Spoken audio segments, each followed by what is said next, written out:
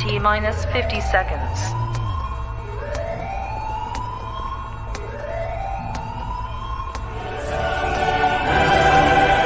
T-minus 40 seconds.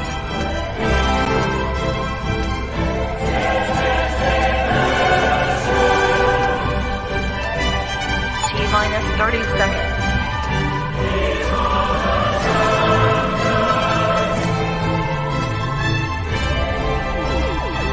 T-minus 20 seconds.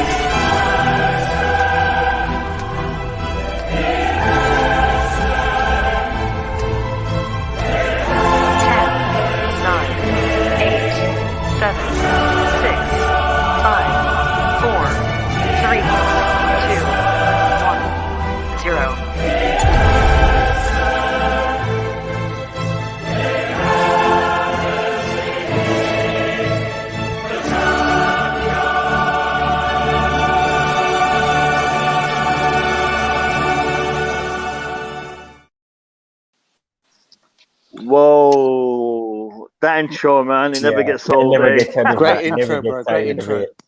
Cheers. Lads, welcome to Baggy Nice. TV. Welcome back to my channel. I want to say, power comes off. Just had a power cut. Yeah, brilliant. Brilliant start to the stream. Welcome to Baggy TV. Welcome back to my channel.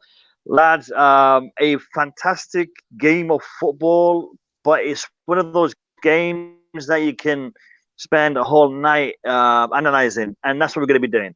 We're going to be analyzing the game today. We're going to be analyzing the formation, the tactics, the missed opportunities, the player performances, and where does Chelsea go from this? And on the bright side, we are still undefeated in competitive football against Real Madrid, and I think it's looking pretty good for us right now.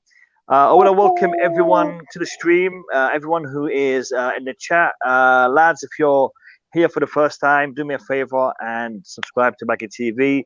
Give the video a like. I'm trying to get this video out to as many people as possible. And the way you can help me is by giving me a like on this video. I would really appreciate that.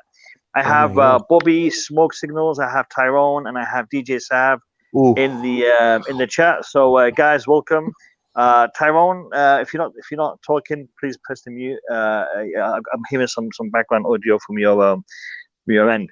So lads, what do you make of the result today? I'll start with Bobby. 1-1 at the Real Madrid training ground. So how was that for a result? Yeah, I'm hearing a lot of people talking about being disappointed. I have taken a lot out of this game. Clearly, Chelsea's biggest problem is that we're so wasteful. I just pray that doesn't cost us. That's my only concern. But what I've taken out of this is I believe Real Madrid were afraid of us before they played this game. And I certainly believe they're going to be afraid of us in the second leg. They left that pitch with a lot of respect for those Chelsea boys. You could see it in the players, and you could see even from the look of on the face of Zidane. But we've got to take our chances, lads. You know, this is the top table now. This is big boy stuff, and we're there. And we showed that we can match our own. Tell you what, nobody wants to play Chelsea. Nobody, not Real Madrid, not Man City, and trust me, not PSG. But we got to score. I just don't know what else to say. You know, do you know what? Before this game, it's weird. I wasn't frightened. You know, normally semi-final, crikey, Champions League, you're playing Real Madrid. You should be quaking in your boots. You should be pacing up and down. But I was calm. I was so calm because I just felt we got this. And we showed we've got this because of our manager. Second leg, well, we still have a 1 in 4 chance, just a little bit more now. We've given ourselves, but you know, we've got to put away chances. I don't know. You know, if we don't, that's my concern. That's my only concern.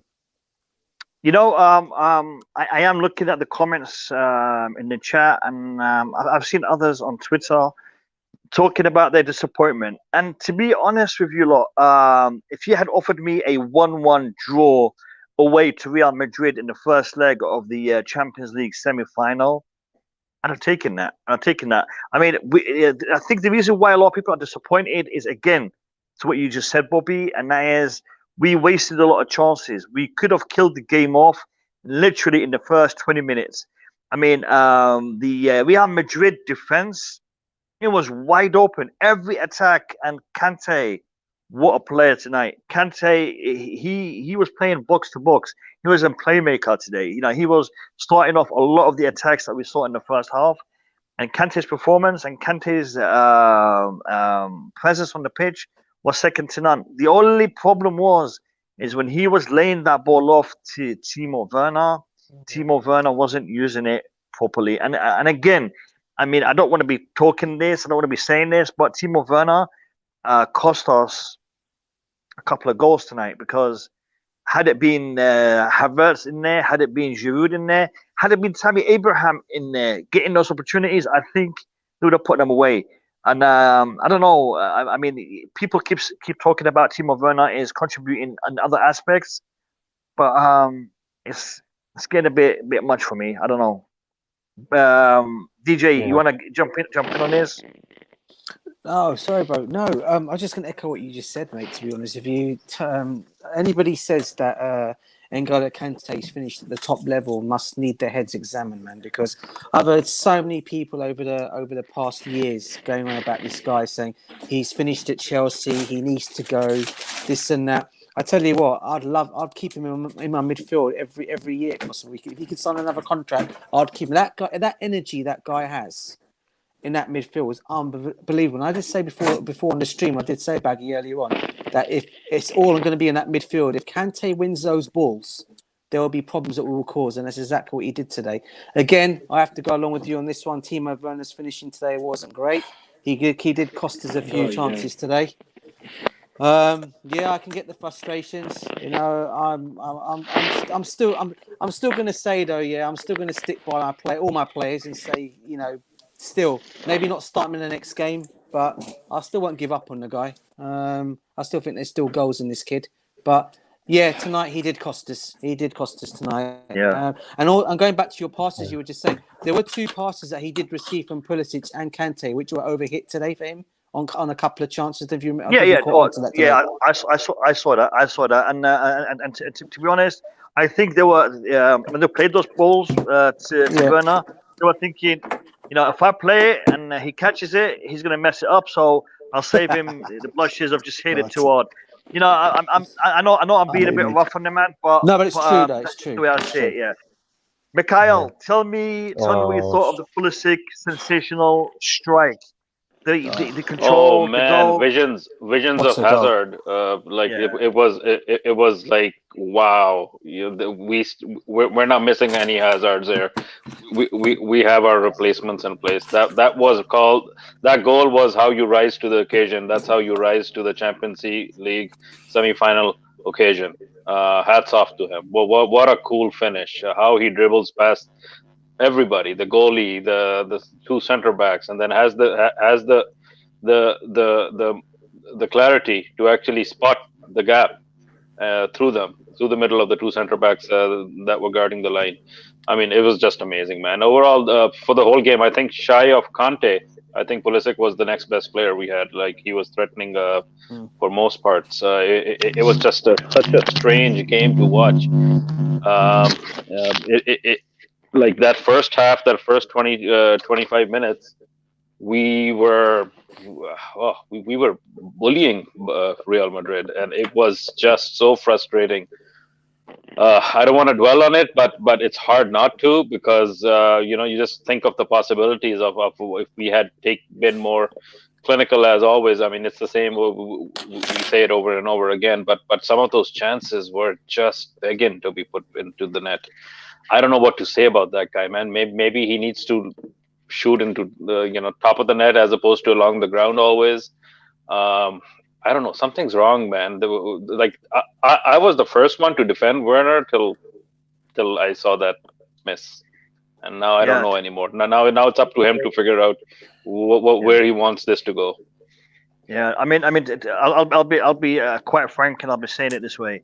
If Timo Werner doesn't fix up, then well, we gave better strikers more of a hard time than we are giving it to Werner. I mean, listen, comparing Torres to Werner or Morata to Werner, no, Werner is worse than those guys. Those guys at least were putting chances away. Maybe they were lacking in other attributes, but when it came to putting the ball in the back of the net, they were able to do that. Werner can't do that. Werner can't put the ball in the back of the net. The thing is, usually, I think even in the last leg, I think Werner was used as a threat on the counter. So in those games, even if he didn't score, he assisted. He was part of the threat, although he was part of the tactic of how we were counterattacking. Today, he wasn't part of the build-up necessarily. He was just there to tap it in, and he couldn't even do that. So that part I'm frustrated about today is that, this is the occasion. Just put it in. You've been doing it since you were 6 years old. What's the problem suddenly that you open goal and you just give it to the goalie every time? I don't get it. Yeah, go on, Alex. Go on, Alex. Guys, I'm not happy, man. I'm not happy. Same old bloody Chelsea, man. It's same old bloody Chelsea. We could look. Yes, 1-1, good goal, but I'm not happy, man. I was like, yes, brilliant, 30 minutes, man. We were outdoing them. They were all. Real Madrid were a mess. They were a mess, and we didn't even take an opportunity, man. Even yes, Pulisic good goal, but the amount of times he could just look. If we had Kane or Haaland or any bloody striker or any bloody winger who actually has half of a brain, we would be 5-0 up in the 30 minutes. We would be. Yeah. The amount of times where we could just score a goal, we don't score. It really annoys me, man. And the thing is, it's holding us back. We could win the Champions League, but the reason why we won't win it, and we might not win it, is because of these bloody players. They're not scoring. They're not taking their chances. Yeah. I'm annoyed, man. Because just like, come on. It's an open goal when you're fucking. Yeah. Man, I'm not happy, man. Relax. I'm not relax. happy. Relax. Can I say something? I'm glad Alex is using the curse words because I don't have to. It gets Can I say something? Man, no. Thanks, Alex. I'm happy, yes, 1-1, but it's not good. It's not the best result. It's a frustrating result. It shouldn't happen in our box. Two headers that we don't win again in our box shouldn't happen. Okay, win the first one, win the second header, then you don't win the second header. That part we were bad. The defending today was good, and they only had one chance. The only way they're going to score against us is brilliant quality. And the difference from our team to their team is that I have a world-class striker who makes goals out of nothing, right? If we had that in our team, if we had Benzema, what a goal! We would have won what that a game. Goal! But even that goal, guys, I mean, they got three people to touch the ball before for that goal. The performance. Like, what was the rest of the defense doing? I was happy with the performance. I was super happy with the performance. I think in midfield we controlled it well. Kroos and Modric couldn't even do anything. They were literally lost in the midfield. Kante today was world class, and right again. Jorginho was okay. I still think Aspilicueta shouldn't have played. I think if Reece James played, Reece James would have had who's that guy? He would have had Carvalho and Marcelo in his pocket. Aspilicueta looked a bit sometimes a bit slow on the ball. But just it's just same old Chelsea, man. It's just listen. I want to give Michael a chance to jump in. Michael is a subscriber. Michael, give me your thoughts, mate. I mean, to be honest with you, can you guys hear me? Yeah, go ahead. Yeah. Oh, to be honest with you, like for me, the game, I won't say I'm angry because I was expecting us to probably get a draw. I wasn't expecting Chelsea to come and beat Madrid, but I mean, yes, the Timo Werner's chance that he missed, like I don't get what we're doing because I'm sitting on and I'm watching a Chelsea team that we have two strikers and they're struggling to get into the team. This is the same thing that we're like seeing with this Chelsea. Like, how can we have Olivier Giroud? I mean, okay, yeah, he's not the best striker, but this is someone that knows how to turn up in big games, and he's literally sitting on the bench while Timo Werner. I mean, we didn't sign Timo Werner. I don't care what anyone tells me. I don't care if Timo Werner is contributing in goals when we're scoring. When we signed Timo Werner from Leipzig, we signed him because of his goal-scoring abilities. We didn't sign him because he could assist or anything. So I don't know why he's missing chances that he's missing the way he's just. His own is becoming too much. It's unexplainable. We sit down and we're talking about Morata. He's worse than Morata. He's worse than Torres. He's worse than any other striker I've seen. He's the worst signing so far for me in this season. I mean, what kind of missing is that? I mean, Christian Pulisic, what a beautiful ball, what a beautiful goal from him. I mean, Rudiger got a nice pass, and Pulisic did the rest. Other than that, also look at the goal we considered. Like for Marcelo passing the ball, 2 headings before Benzema could do. I mean, what kind of goal was that? Literally, they just let a world-class striker literally handle the ball like that, and were expecting him not to score. I mean, I get that we're playing 1-1, but the team, they played well, but Timo Werner I'm just annoyed with Timo Werner. I'm tired of defending this guy. Like, Timo Werner is doing too much and is getting out of hand, because we're not going to be spending all this stupid money that we're spending on a player that cannot even put the ball behind his net. Because if that's what he's going to be doing for us, he can fuck off and we're going to get Haaland. Michael, please don't swear. Okay, I'm sorry about swearing. No, I'm sorry about swearing, but I'm just saying Timo Werner is just.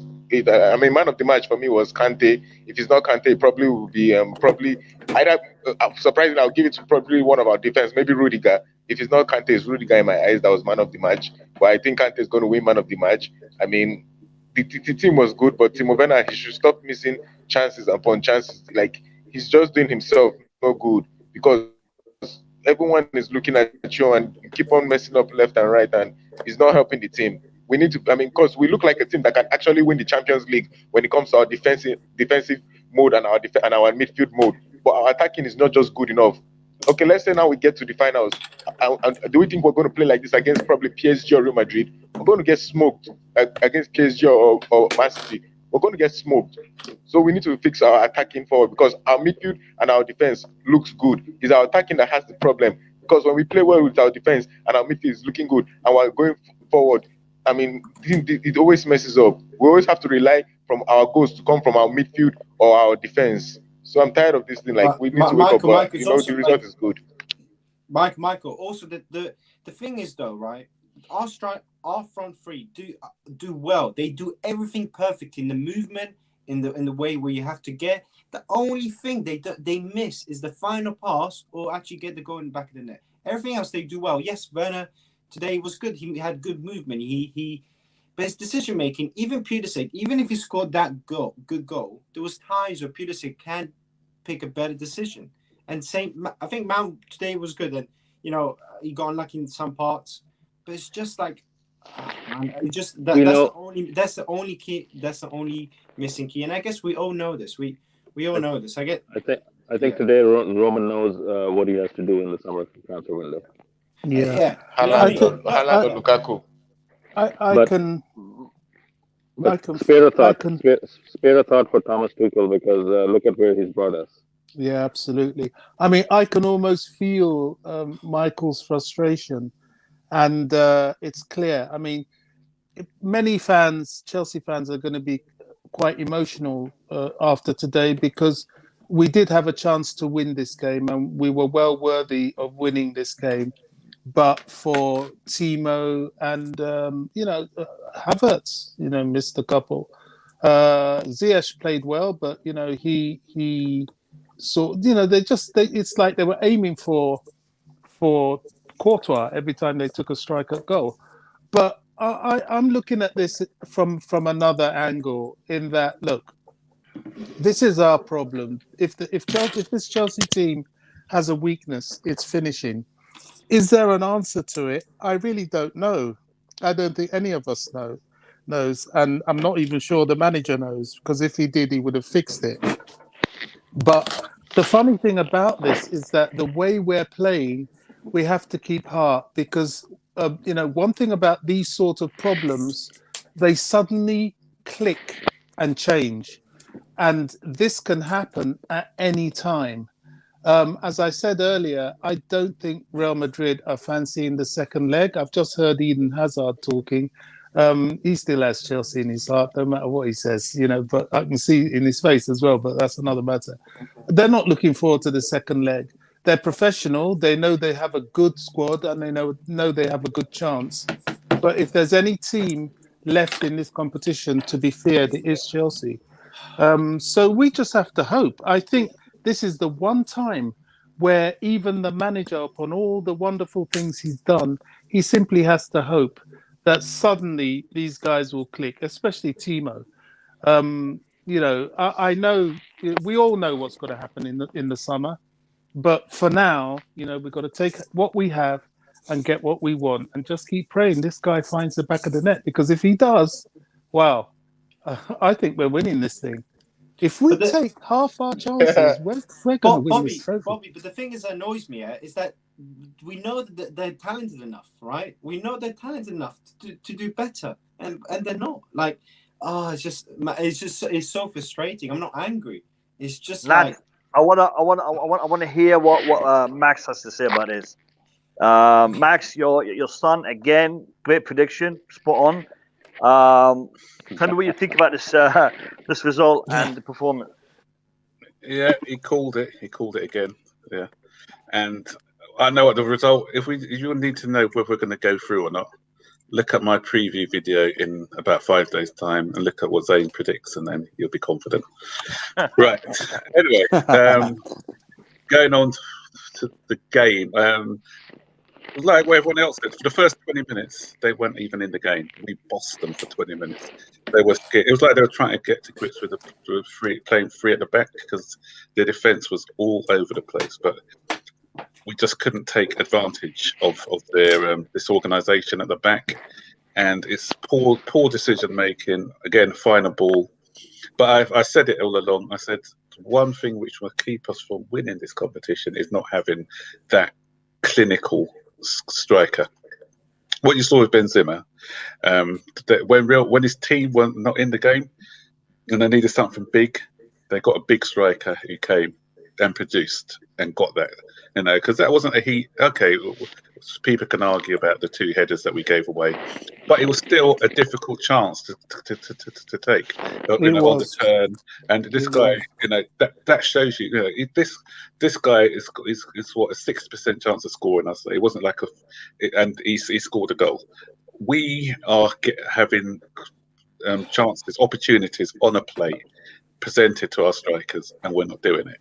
Yeah, so that's what's going to be our downfall. We just need that clinical striker. Without that clinical striker, we can still win it. I'm not saying we can't win the trophy. We can. We're just making it very difficult for ourselves. And it's not only it wasn't only Werner, because I know that everyone's giving Werner the stick. Havertz, okay, he's not a proper striker, but there was that one. The other one that annoyed me was the one who crossed it. I can't remember. There was a cross. Ziyech crossed it. Yeah, this guy has got to be gambling. He just stood there.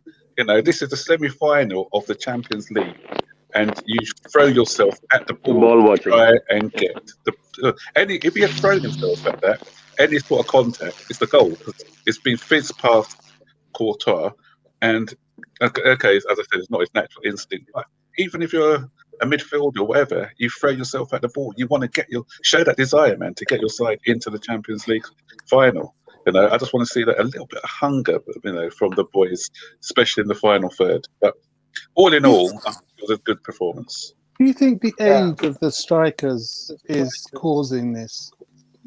Because they're really young and good strikers. Even Benzema, when he was young, he did fluff a few chances, and it's only now he's sort of matured like fine wine. I just think perhaps their age is something that's been exposed now with this silliness in front of goal. It's just little things, and then they miss it, and it is incredibly frustrating. And that's why someone like Giroud should have come on instead of Havertz. Maybe. Do you know what? Like there was the time we were playing. There was a cross. I think that Aspilicueta. Like I don't know why Chelsea keeps on doing this thing, and it keeps on annoying me. Like stop crossing the ball when you have a striker which is Timo Werner. He's not going to get the ball when you're crossing it. So stop trying to cross the ball. If you're going to cross the ball, bring on Giroud, bring on Tammy Abraham. Just bring on a striker that we know at least can head the ball inside the net. Like you could see when Benzema you meant Giroud. You mentioned Tammy and headed the ball. Like you could see when Benzema had the chance, that one that he hit the bar from out of nothing. Literally, he almost scored a worldie against us. that's a proper striker. Keeps on annoying me. Like, You know, so I just feel like Chelsea needs to play good football and stuff like that. Get the ball when they're crossing it. So stop trying to cross the ball. If Where's you the want to cross echo the coming ball, bring on Giroud. Chelsea perspective, you have an echo on you. You know what? Michael's making some good points there. I think we've lost him. But the thing is this. Did you guys get the sense that if we had Reece James or Callum Hudson-Odoi in that first 20 minutes of the first half, things would have been totally different. Yeah. Aspilicueta was lacking. No pace, no creativity.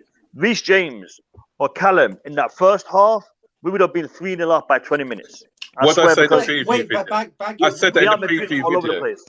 Yeah. In the preview video, I said that he doesn't offer us.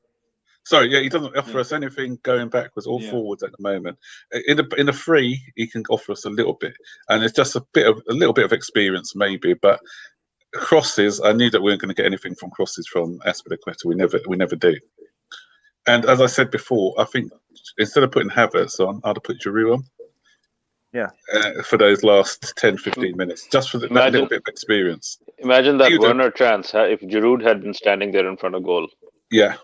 Or even the cross that came in from Ziyech, Giroud would be throwing himself at that. Because he scored a couple like that again. Was it Valencia, Sevilla, wasn't it? One of his goals. Yeah, Sevilla. Yeah. I mean, the ball literally bounced off of Werner's head, and I'm like, "What are you doing, man? I mean, you're a striker.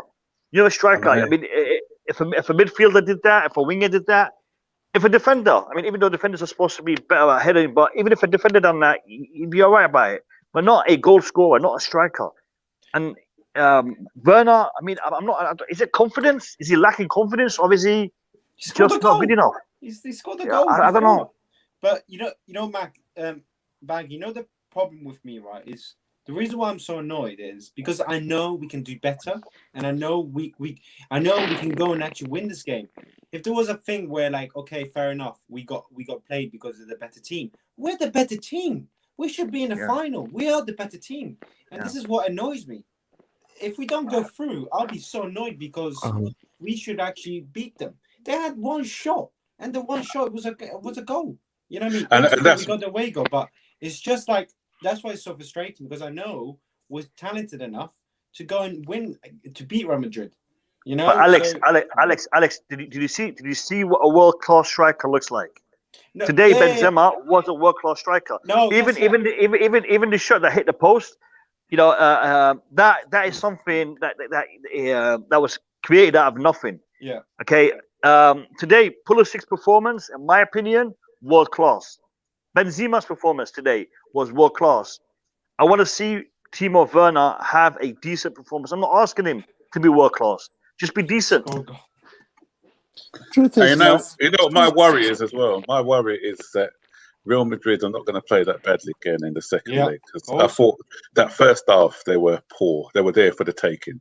You know, we should put them to the sword in the first half. Game over. The only thing I worry is, yes, people say we're going away. Sorry. I just want to say, yes, people think, oh, we're going away, go good, we can defend.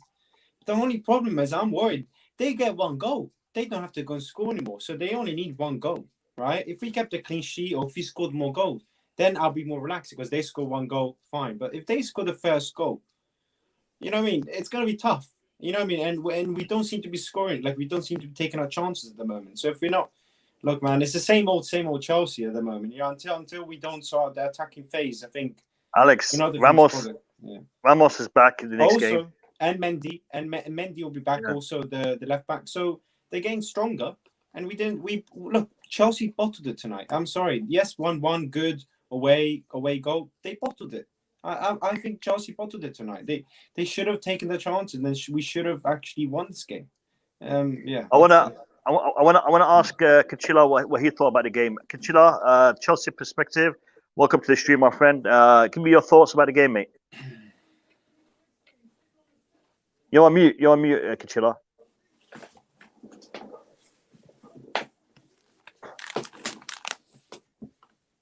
You're still on mute. You're still on mute. Let me try to unmute you from here. Hold on.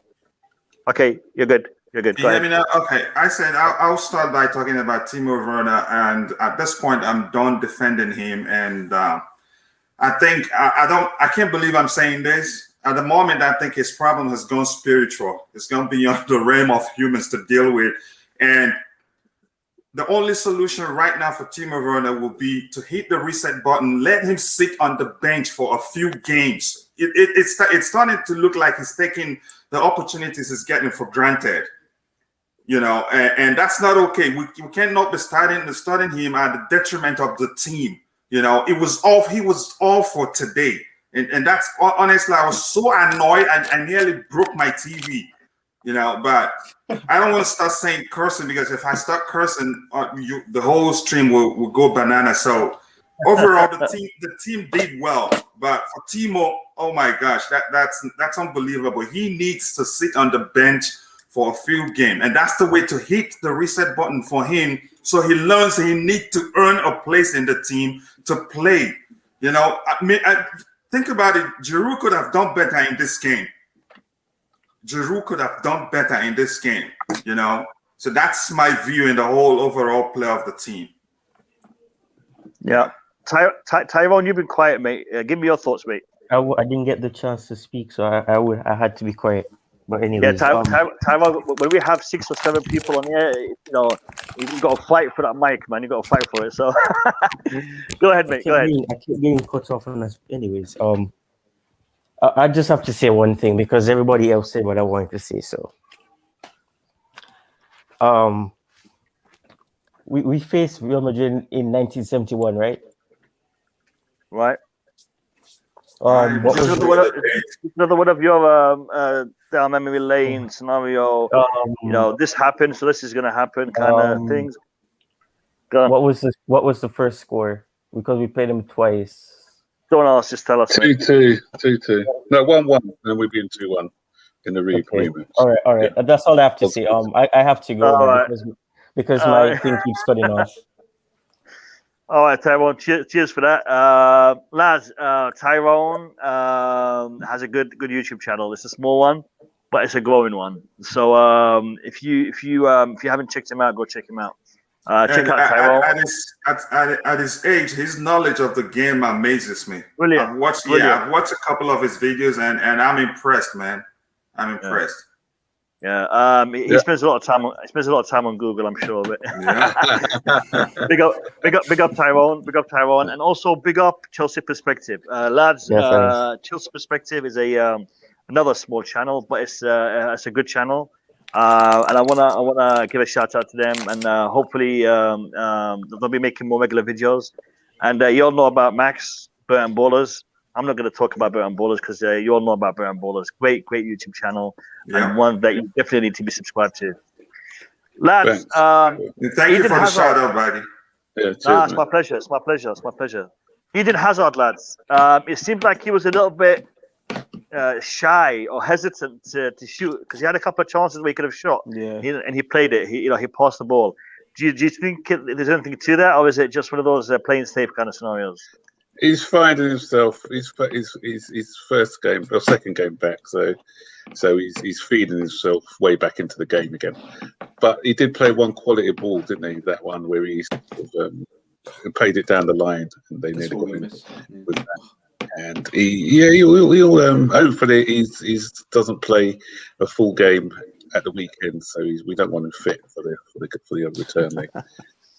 But he's one of those guys. So I wasn't really worried about him coming back, actually, because he's a bit of a slow starter, isn't he? When he was playing at Chelsea, he's a bit of a slow starter. Coming back from the injury, he still needs to sort of feed his way back in. And so I think second leg, even if he does start, I'm hoping that he's not going to be influential. Yeah, I concur. Mikhail, you've been quiet, mate. And do you know what, Mikhail? Actually, this is your fault. I just realised you're not wearing the Chelsea tracksuit that you were wearing the other night. That's why we didn't win. Or are you? I can't see too clearly. No, you are He's got wearing the Champions League one, yeah. the Champions League one. Yeah, no, because you had the other one the other night. You're on mute. You're on mute, Mikhail. No, I'm mute, Mikhail. No, I'm mute. Oh, sorry, guys. No, I am wearing it. I'm saying, but Zayn called it. So Zayn trumps. That's all. Yeah, I can't believe that guy. I really can't believe it. We just, Yeah. You got to be extra nice to Zayn for the next week.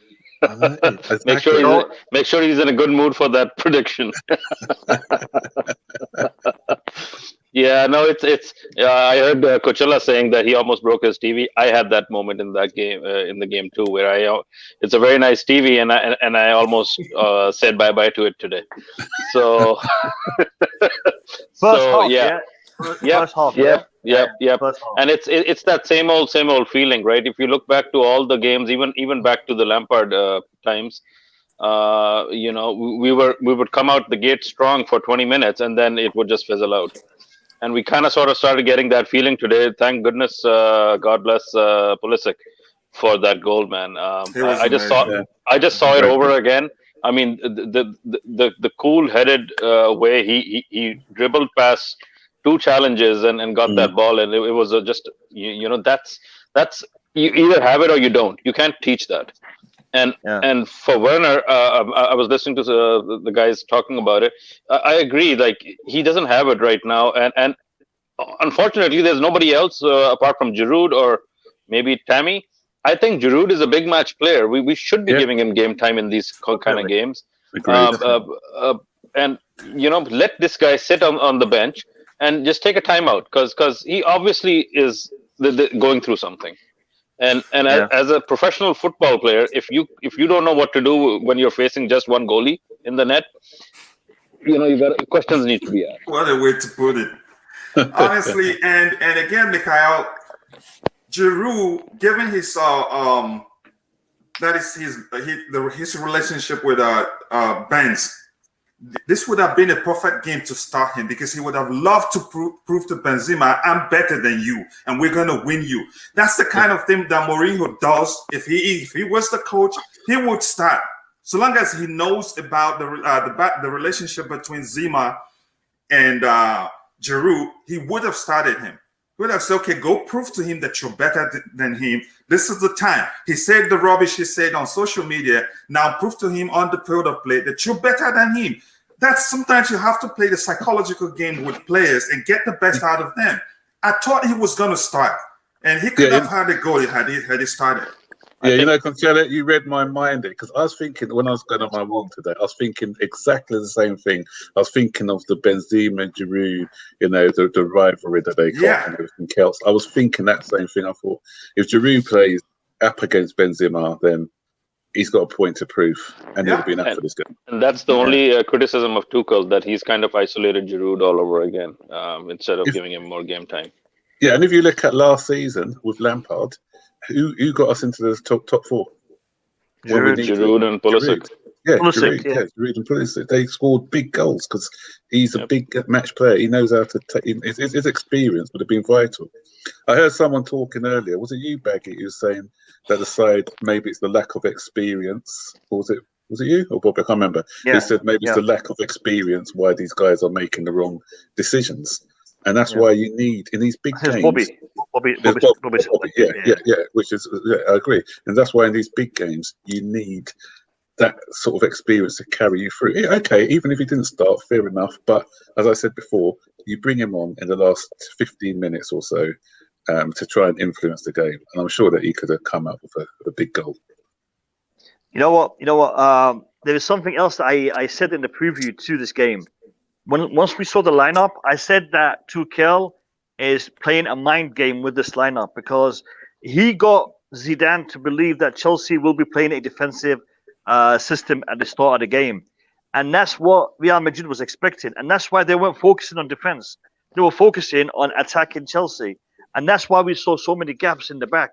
And I think had we played Reece James instead of Aspilicueta and Christensen and Aspilicueta instead of Christensen, it would have given us the opportunity to take the game to them.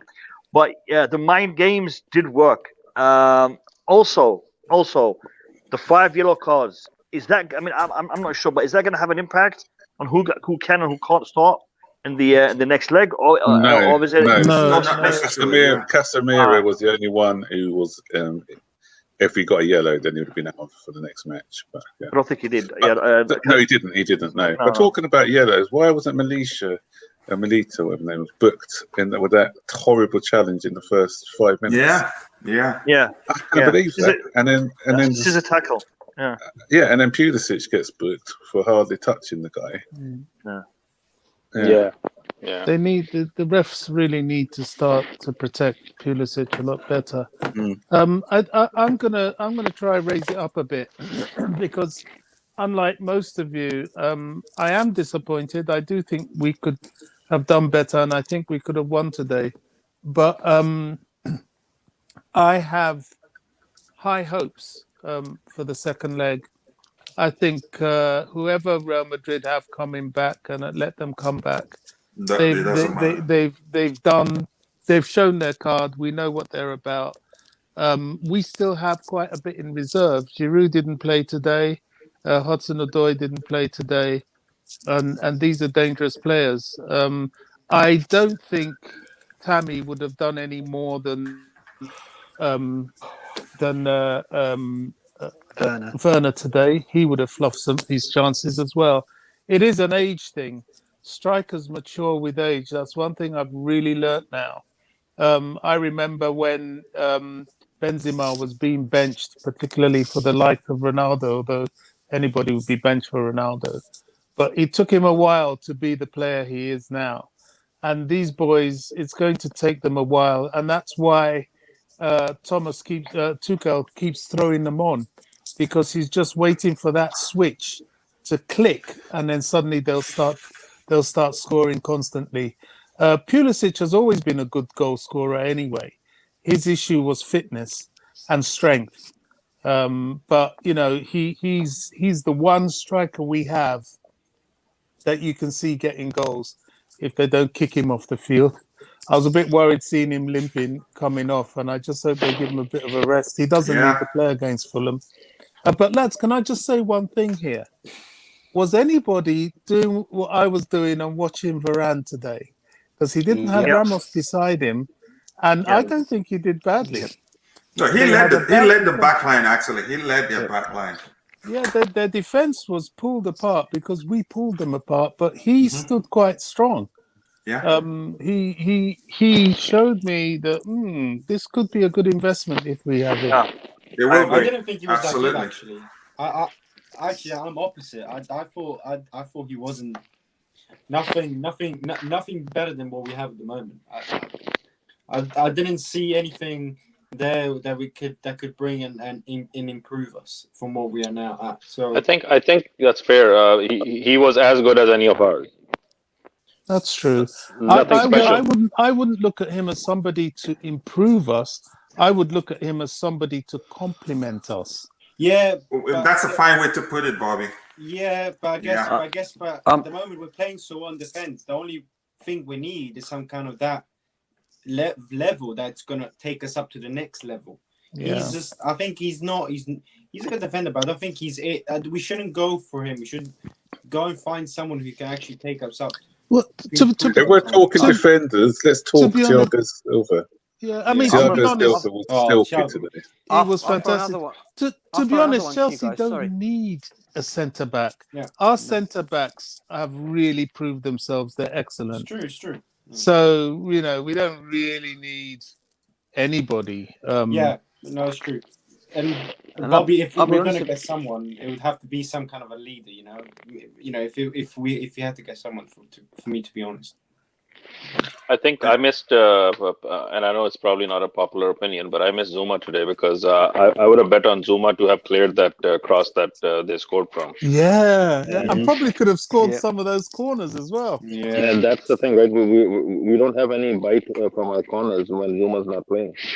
Yeah. We were hoping for Thiago Silva to do some magic in those situations. It hasn't happened so far. Like he had a couple in the beginning of the season, but that was it. Yeah. So I don't know. It's a tough one. You've just mentioned Zuma. We still have a lot in reserve. these guys aren't looking forward to playing us. Honestly, we can still do a lot to them.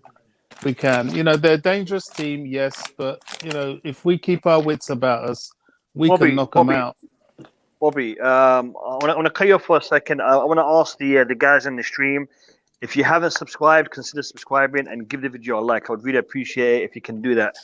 Bobby, I want to ask you a question.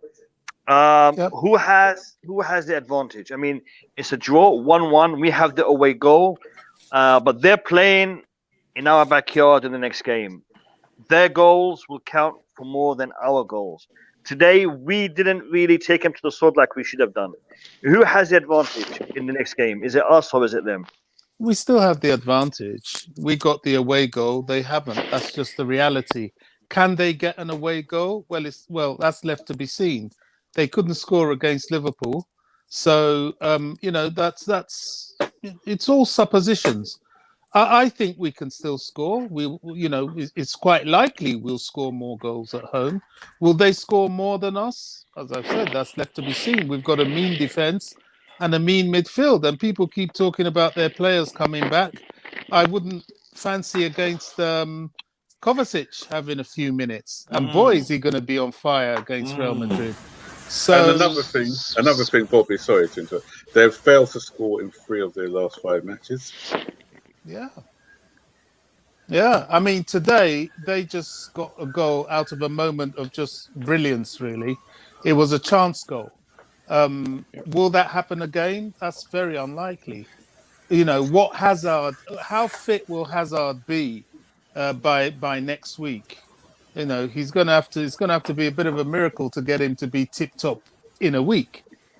We've got every chance. I think we do have the advantage. It's just up to us not to throw it away. Yeah, but the only thing to be worried about as well, you say that they haven't got a lot, but they've got a guy called Benzema who can score a goal from nothing. And so, you know what I mean? Yeah, but I'm just talking about someone who just could score a goal from nothing. Yeah. He's sort of one of what he's a post today. You know, even if they're not in the game, he can produce something special. So we need to be really careful about him. Like Max, do you think the fact that they were playing on the training ground had anything to do with anything? You know what was funny? I thought, no, I'll tell you what had something to do with it, the rain. Because before the rain came, they weren't really into it. So as soon as that rain came, really all of a sudden, they were the better side for the last part of the second. Because the game slowed down. The game slowed down. We were taking the game to them. I agree. They weren't able to keep up. So that's a very good observation, by the way. Yeah. I think once we slowed down a notch because of the way the ball was getting held up, I think that suited them. After that, they were able to actually figure out what to do. It gave them that second or two extra to think about what they were going to do. And plus, playing on a heavier pitch when you're playing that pressing game, it's going to be it's harder to get about on that pitch. So, but how Kante carved them open over and over and over again for 90 minutes. It was just he stepped up and did the Kova today. Right, it was just like the Kante with the Kante under what's his name, Sarri. Yeah, man. Can you imagine Kova and Kante both playing like that together in the same game? Oh my goodness. Yeah, and Kante is really, that guy. I don't know. We're so lucky to have him. Honestly, yeah. He's just magic. You know the song Fabregas is magic. It should be N'Golo Kante's magic. But even in that in the 88th minute when he's dribbling past about 3 or 4 of their players and they're bouncing off him. Yeah. If I said it before, if he had that final ball, then he would be the perfect midfielder. That's the only thing lacking in this game. That final ball. What do you guys think about, if I may ask, what do you guys think about their midfield versus ours today? You know what? It's aging. No, it was the tactics of Tuchel. Because what happened, we didn't allow them the space that Liverpool allowed them. So we're on them all the time. So we didn't have them facing forward. We had them sort of facing sideways. So they just had to be passing the ball backwards or sideways because You know, either whether it be Mount, whether it be Kante, whether it be Jorginho, they were stopping them at source, and that's why I don't think they created a lot of chances as well, because their chances come from the midfielders pinging the ball about a bit, but we stopped it from that. Max, we all know that if it's Tuchel versus Zidane, Tuchel wins it. The only big difference between Tuchel and Zidane is Zidane has players that have star quality and clinical edge, and we don't. You know what I mean? We don't have those players who can just have a moment to score a goal, and that's the difference. You see, that's the difference. I was going to say something, but go ahead. That's very observant of you there, Max, on both counts. One with the weather, and two with the way he played their midfield, which I think is crucial. And you're right, Tuchel. Funny thing about Tuchel is that if you give him a star-studded team, I think he does better with a team like ours, a team that he can evolve with, because this Chelsea team is still evolving, and that's why it would be so wonderful if we manage to win the Champions League this year, because we would have started a legacy. If we win it now, we can win 3 in a row, because the team can only get better. It's not like the last time where the team had sort of come to the end and we had the rebuilding job after the Champions League. This is the rebuilding job. See what I mean? And it's coming to an end. And, if we win it now, then get a striker next season and a good midfielder. Wow. Don't bet against us. Even if we don't win it now, if we add those pieces, I think we will be a different proposition. Completely. No matter what, yes, we could go through, we could not. I wouldn't be sad, you know what I mean? Because it's a good experience for these players. Some of the players are still so young. So they did us proud today. They did us proud. The way we played, we were the better team. Even though if you read media and listen to all the commentators, it was like Real Madrid dropped golden eggs today. It was raining, praises for Real Madrid of I don't know which game they were watching, but I never watch with commentary. Always turn it down. Even post game, I'm looking at ESPN. Don't listen to that either. Del Piero went on for 5 minutes about how great Real Madrid's midfield were, Cruz and Modric, and I'm like, what game was he watching? Exactly. What game was he watching? It's like Gary Modric was nullified today. Saying the game is boring. Exactly. So it's always boring. These guys are. It's just about the narrative with all these guys, right? So, which is fine. You know what? I'll take it. Even this, I'll take. I tell you, they'll wake up and sing a different tune when we start putting 3-4 goals back into the net against these teams. So the challenge accepted, I guess. I don't want to see Timo Werner starting against Real Madrid in the next leg. Yeah, he should be benched for a while. He should be benched for a while. So and again, like I said, it looks like he's taking his start. That is he's taking things for granted at this point. He needs to learn. Okay, you've got to perform to earn the right to start games. Go ahead. Charles' perspective. The thing is, though, Werner, right, in the game, he does things good. He performs in the game. He's involved in it, and he does well in those parts. But the thing is, it's not enough. Where his it's job not enough. is actually meant to do. Yeah, exactly. He doesn't do his job. He does all the rest of the stuff. He's brilliant. Yeah. At the end, the job of a striker is to put the ball in the back of the net, and he doesn't do that. It's just. Listen, it's just like saying the goalkeeper is good with his feet and he does everything well, but he doesn't save the ball. But today he wasn't doing anything special, guys. Today he wasn't making any runs. Anybody in his position could have actually done. A few times actually he had drifted to the left and he was open if he had just asked for the ball. But instead he just turned away from Chilwell and just meandered towards the center. We're in the middle of an attacking movement still. He just turns his back to Chilwell and just runs off to the center of the box. And I'm like, you were open. You just had to ask for a pass down the line, and you would have been open towards a run to the byline and cutting it back. But he just wasn't even there thinking about it. We're not hungry enough, you know. Maybe they're not hungry enough. Maybe That's we the need thing. to You feed think them of a more food. Messi. I don't know. You think of a Messi out of position. He's still going to be going for every single inch he can find on the pitch. Not just I'm out of position, so hence I'm not going to make a run anymore. And I think we're at a turning point with Werner right now. It's going to be really tricky from this point onwards as a fan base. If Tuchel overplays his hand with Werner, it could get really nasty with the fan base. I think he needs to one thing quickly, take please. He's him not away. going to risk it. Can I just say one thing? Big up Yeah. to Strip Beer. Big up to Strip Beer. She's just got rid of a spammer for us. So well done, Strip Beer, on doing that. Tripper has been That was actually me, Max. bossing That was the actually chat. Was it you? Yeah. Oh, right, it was you. But regardless, I was waiting for her to do something, but Strip Bear was, I think she was busy doing something else. But yeah, no. Strip Bear is doing a great job in the chat. Big shout always the out first to to her. the chat, She's also, always the last to leave in the chat. Yeah. So she's doing a fantastic job. And I want to say something. I mean, some of the guys watching the stream might not understand this or might not know this, but I have a good group of people helping me out on the stream. The people who you see in the panel in front of you, each and every one of them is been supporting my streams, and also the moderators in the chat have always been there and have been supporting my streams. So a big shout out, a big thank you to each and every one of you. I really appreciate you. For sure, Appreciate it 100%. too, man. No worries. Can I pick up on one thank thing, you. please, that Bobby has said?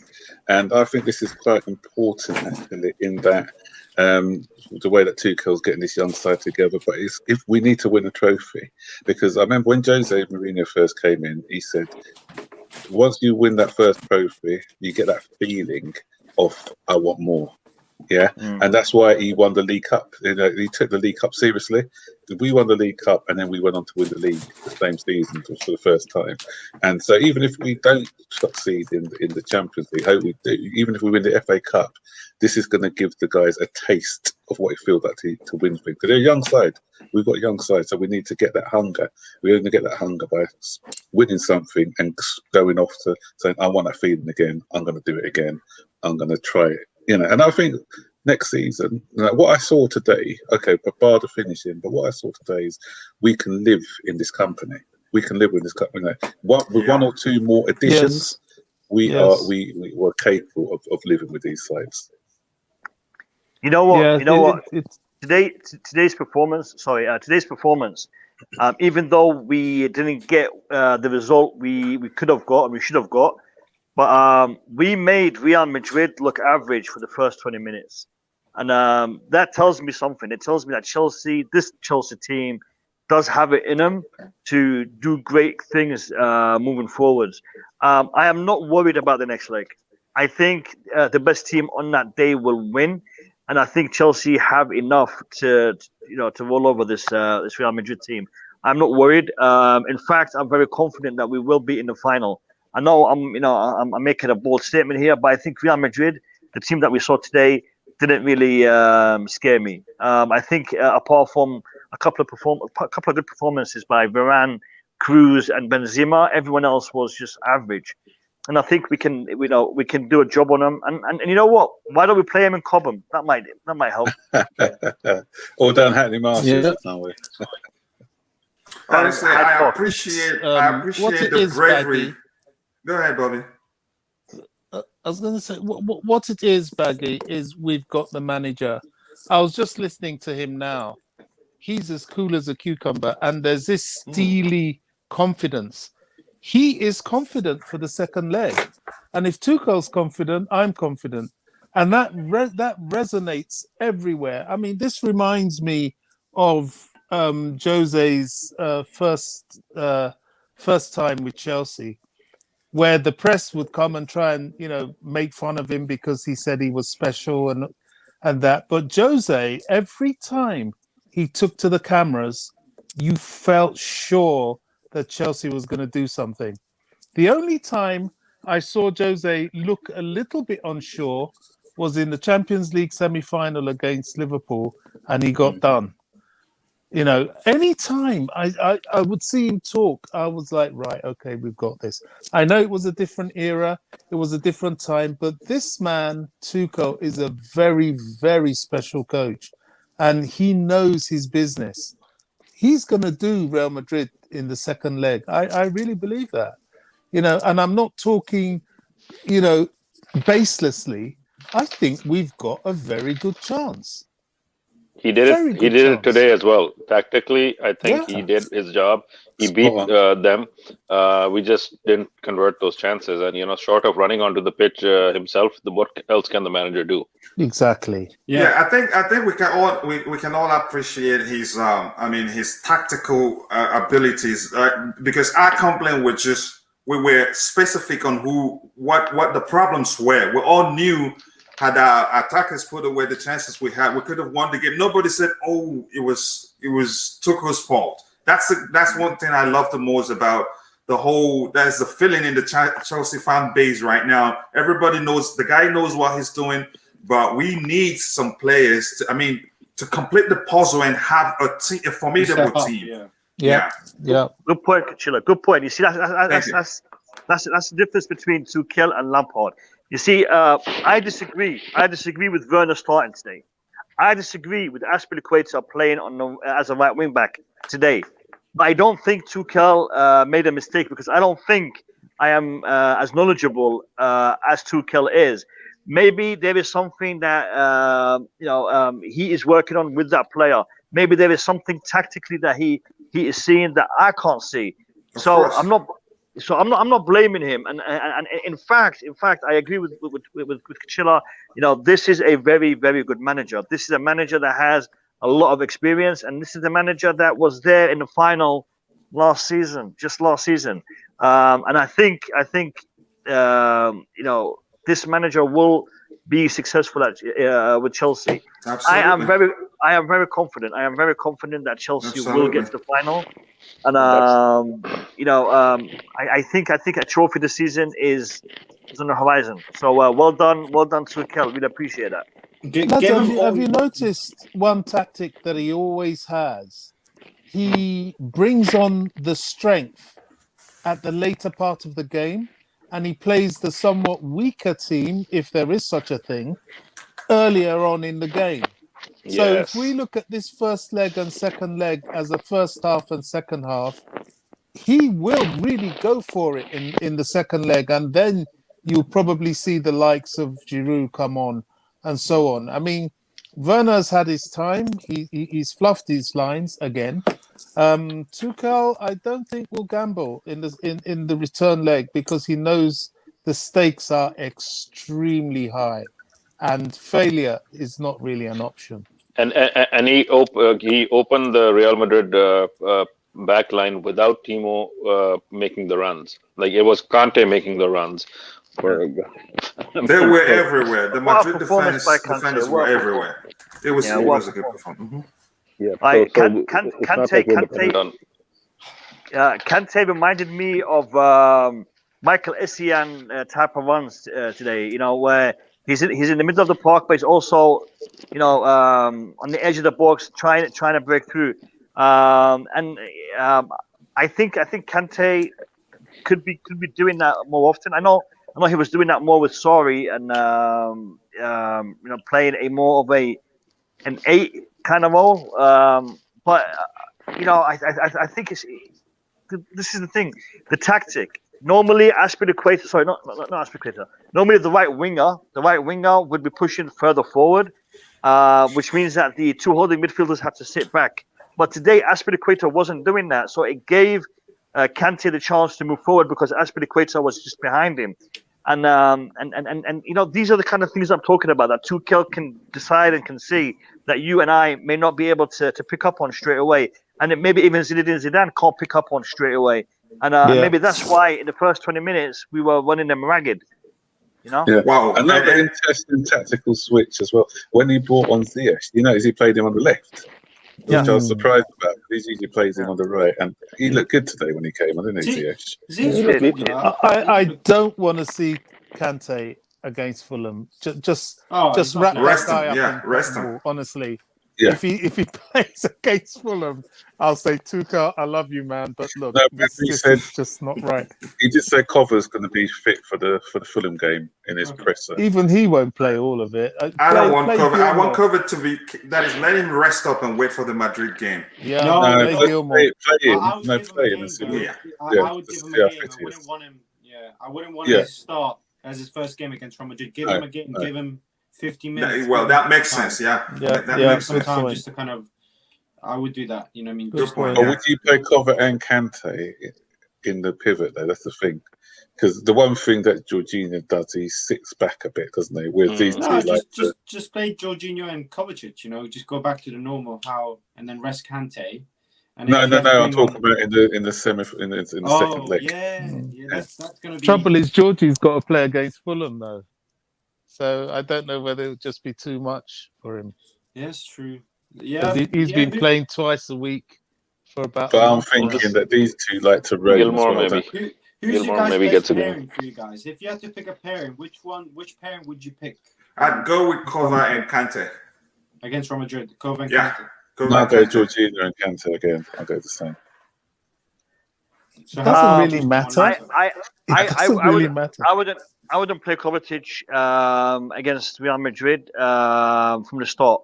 I'll bring him on if he's fit. Then I'll bring him on in the second half just to give him a chance, to say goodbye to Real Madrid and say, look, we're moving on. You guys are going home. My! All the best. Maybe throw Emerson on as well. Honestly, I can see Cover biting his fingers and was going, He will be biting his lips, his fingers. He will be, oh my, why did this happen to me? Yeah, because that would have been a great opportunity to show them what they're missing, He needs to teach them a lesson because they didn't treat him well at all. Did you see how Marcelo was kicking the hell out of Pulisic? Oh, that was winding me up something rotten. That's where we need a real sort of we need a Declan Rice in the midfield because he would have gone and got some retribution back. I'm surprised Marcelo only got the one yellow card. He should have seen red. Because his fouling was persistent. Whole match. He looks kind of washed up now, though, doesn't he, Marcelo? Does, he was too slow. Yeah. A lot of those Real Madrid guys, they're too old now. They're slow. I think we put a lot of doubt in their minds because we broke through their lines so often that he was also caught in two minds where he didn't want to be out of position for too long either. So Marcelo on a run is still better than Aspi any day or whoever's I just hope next game we'll just play our game. Just play exactly how you play today. Yeah, we should. Don't change the way because we have 1-0 lead. Just play. I'd make one change. I'd play Giroud. Yep. From the start. From the start. Even from the start, I think he will be better. He'll be a better option. Mikhail, the thing is though, I see Werner playing again against Real Madrid. I think Tuke was going to play again because Werner. I like my TV too much. Don't say that. I'm going to have to break it. He brings. It's maybe you're going to see Havertz. He's not going to play Werner. It's not going to play Werner. Do you think it might be Ziyech, Mount, and Havertz then? He might. Probably that pairing, or maybe he likes the mobility. That's why he plays Werner. He likes his mobility. So he might do it. And his mobility actually was causing them a lot of trouble. Yeah. It's just he doesn't finish. Yeah. He really was tearing them apart and pulling them left, right, and center. But end product, it's not there. I disagree. I disagree with Bobby. If today we had Ziyech playing instead of Werner in those scenarios, he could have done equally well and better. Yeah. Listen. Check this out. Yeah. Did you guys see Pulisic when he scored that goal? He got the ball. He tried to look for a bit of space. Who was in front of him?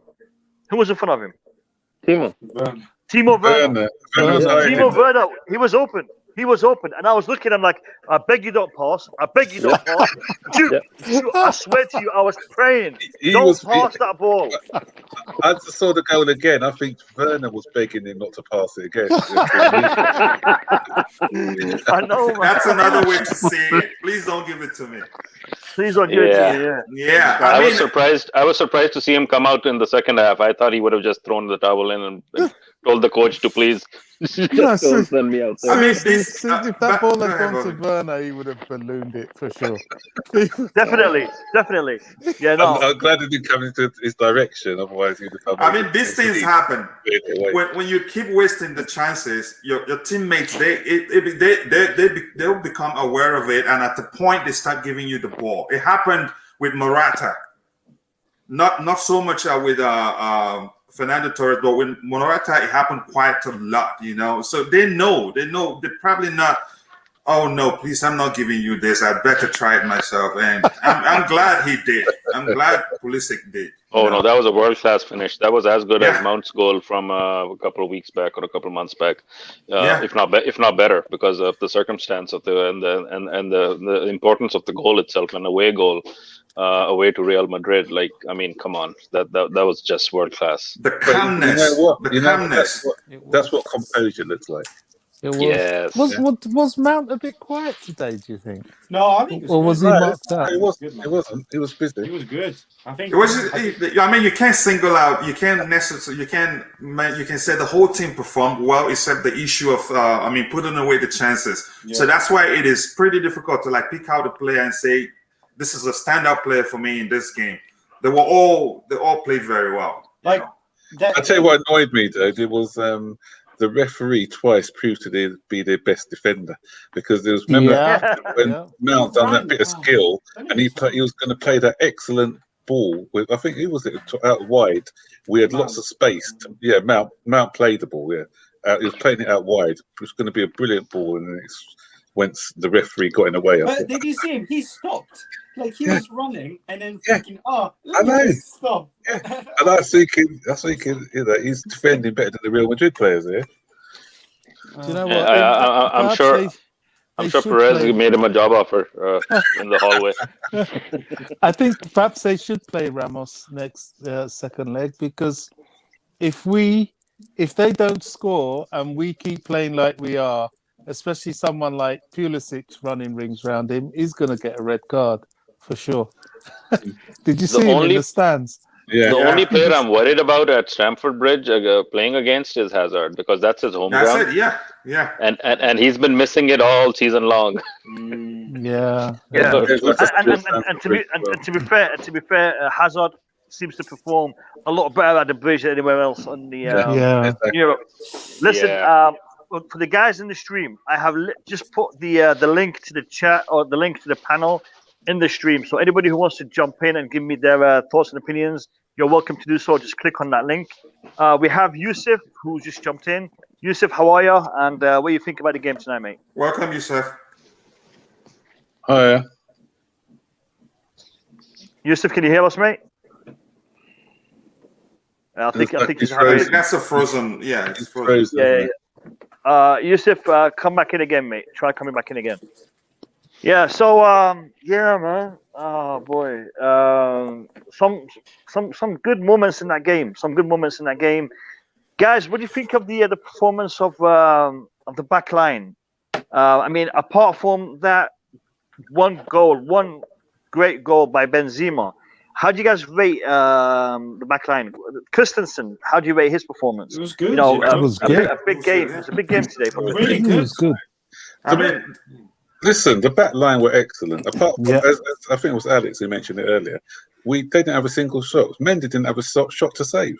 Once again, we've controlled the team. We've stopped them from, as it took a set play.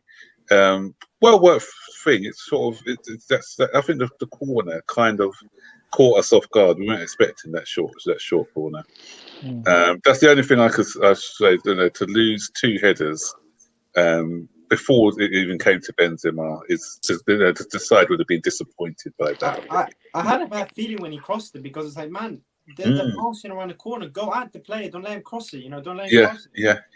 And I hope he didn't cross it, but I just had a bad feeling. But look, I Set think pieces make me nervous. What I did like though is the way we responded to that, because we said, you know what, we've made a mistake. We're not going to let it happen again, and they were a lot tighter when it came to upset plays. Lads, I want to address this comment. It's a little bit wishful thinking. We're not in the final yet, but we could be quite soon. Who would be the more dangerous opponent? Would it be City or PSG? What do you guys think? PSG for me. PSG. I'll prefer to play PSG.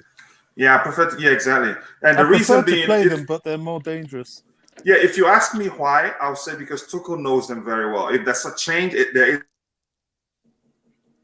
isn't so much change in the team. So he probably knows the. Go ahead. No, continue. You cut off for a second. No, you froze a bit. No, you carry on. Yeah, you cut off. Carry on, Kachila. Okay, so I was saying I prefer playing PSG, and the reason being that Tuchel knows them very well. If there's a change in personnel at PSG, just probably 2-3 players or so, it's still the same team. So I think he will know how best to approach the game to get the best out of to get the best of them at the end of the day. So I wouldn't prefer playing Man City in the next game because it's going to be a very feisty and probably very difficult to navigate. Because what's his name? Pep at the moment will be studying our style of play, and is quite good at taking time to study a team. And then when you play him next time and thinking you will get the same result, you see a different ball game altogether. So I prefer meeting PSG in the final, and that is hopefully we'll get through the semifinals. Yeah. You know what? I don't fear any of that. Man City, obviously, but what I saw, they're kind of running out of steam a little bit from what I saw in the League Cup the other day.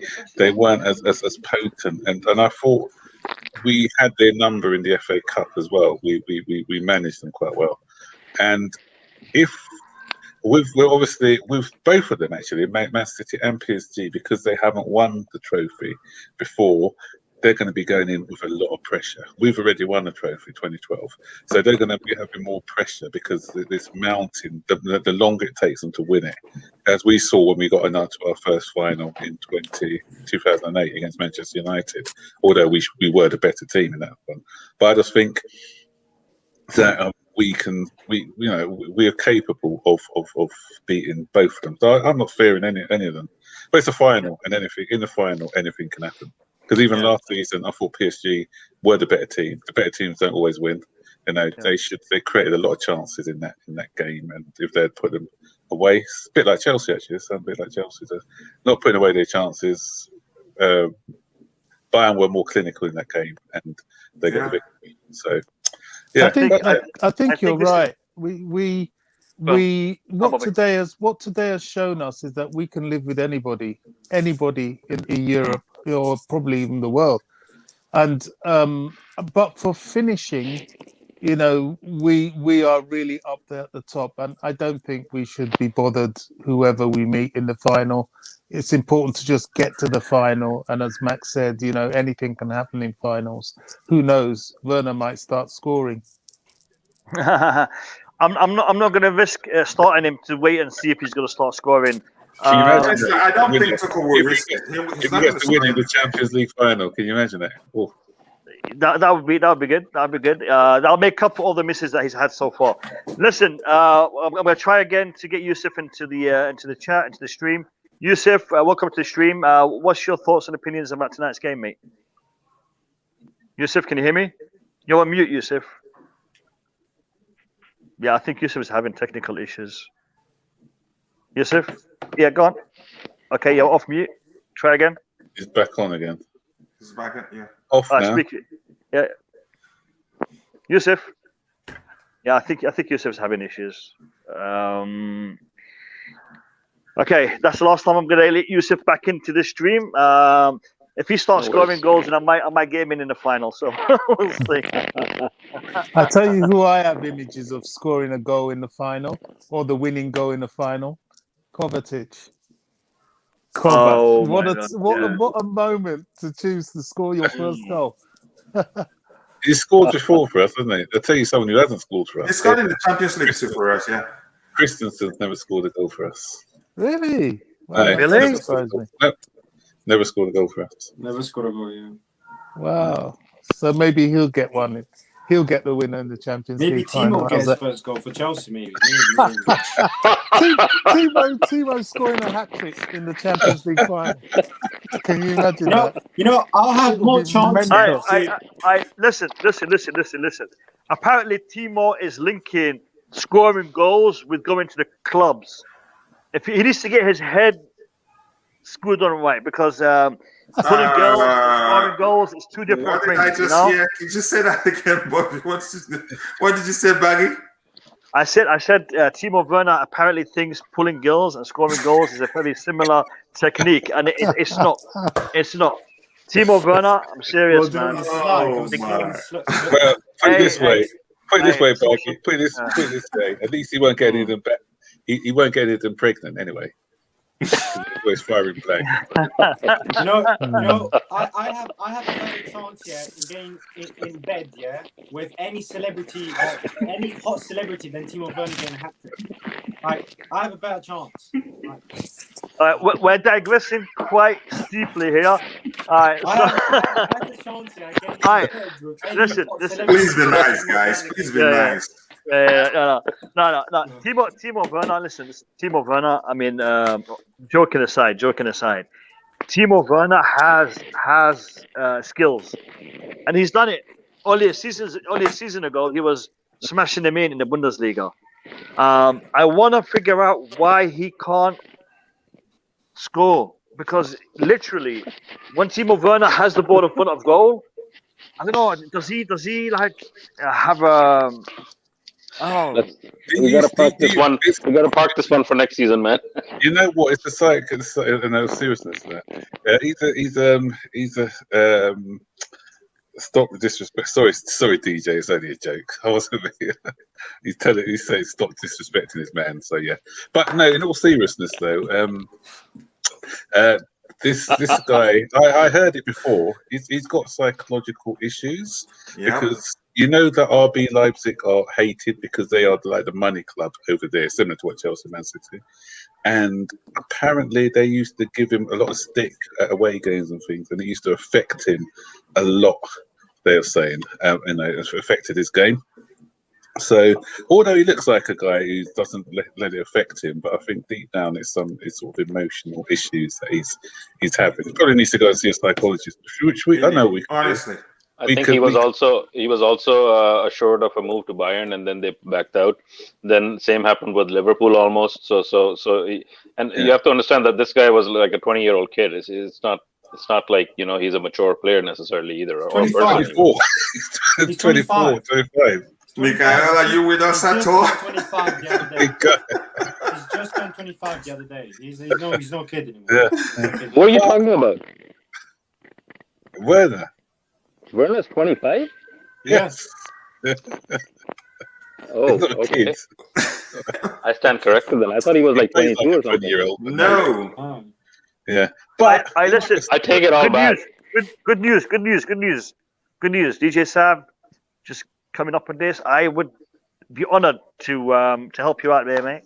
If Bayern Munich won him, I was just about to say that. Yeah. We'll pull in for the Uber ride. Yeah. You can have him. Just pay some money back from RB Leipzig, and you can have him, mate. I'm serious. That will never happen because if Chelsea decides to sell him, they will want to make some money from his sale, and Bayern doesn't spend much on players. You see, there are levels of patience in fans. So Baggy had already had it with Timo before the game. I was still supporting Werner up to the game. But DJ is still supporting Werner, so that's the levels that look, I have no agenda against Werner. I want him to succeed for Chelsea. Like I would love. Yeah, we all do. And doing everything. I'm just losing patience. That's the problem. That's the difference, right?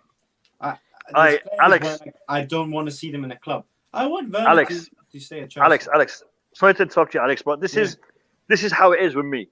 Okay, I was over the moon when we paid the release clause and we got Timo Werner through the door, I was over the moon.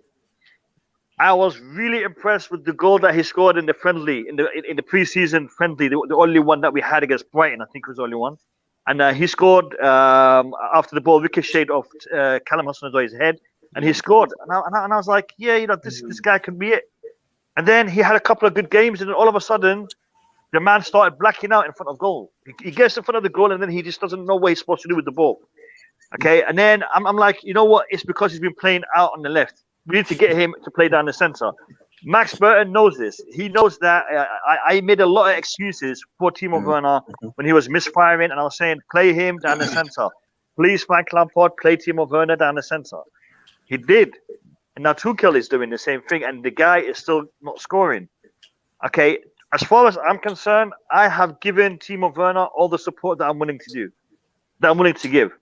Timo Werner needs to start showing me as a fan that he is up to speed, and he needs to start scoring. Because if he doesn't, then you know what? This is my club. This is our club. And our club needs people to be able to perform in the positions that we get them in for. If you're a goalkeeper, you're supposed to save the ball. If you're a defender, you're supposed to tackle and block and whatnot. And if you're a goal scorer, you're supposed to do what it says on the 10. And Timo Werner, unfortunately, ain't doing that. And as far as I'm concerned, if any team want him, then let's sell him and let's spend that money. Two for one. Tammy and Werner both go to Dortmund, and Haaland comes over. I mean, I give up on the guy today.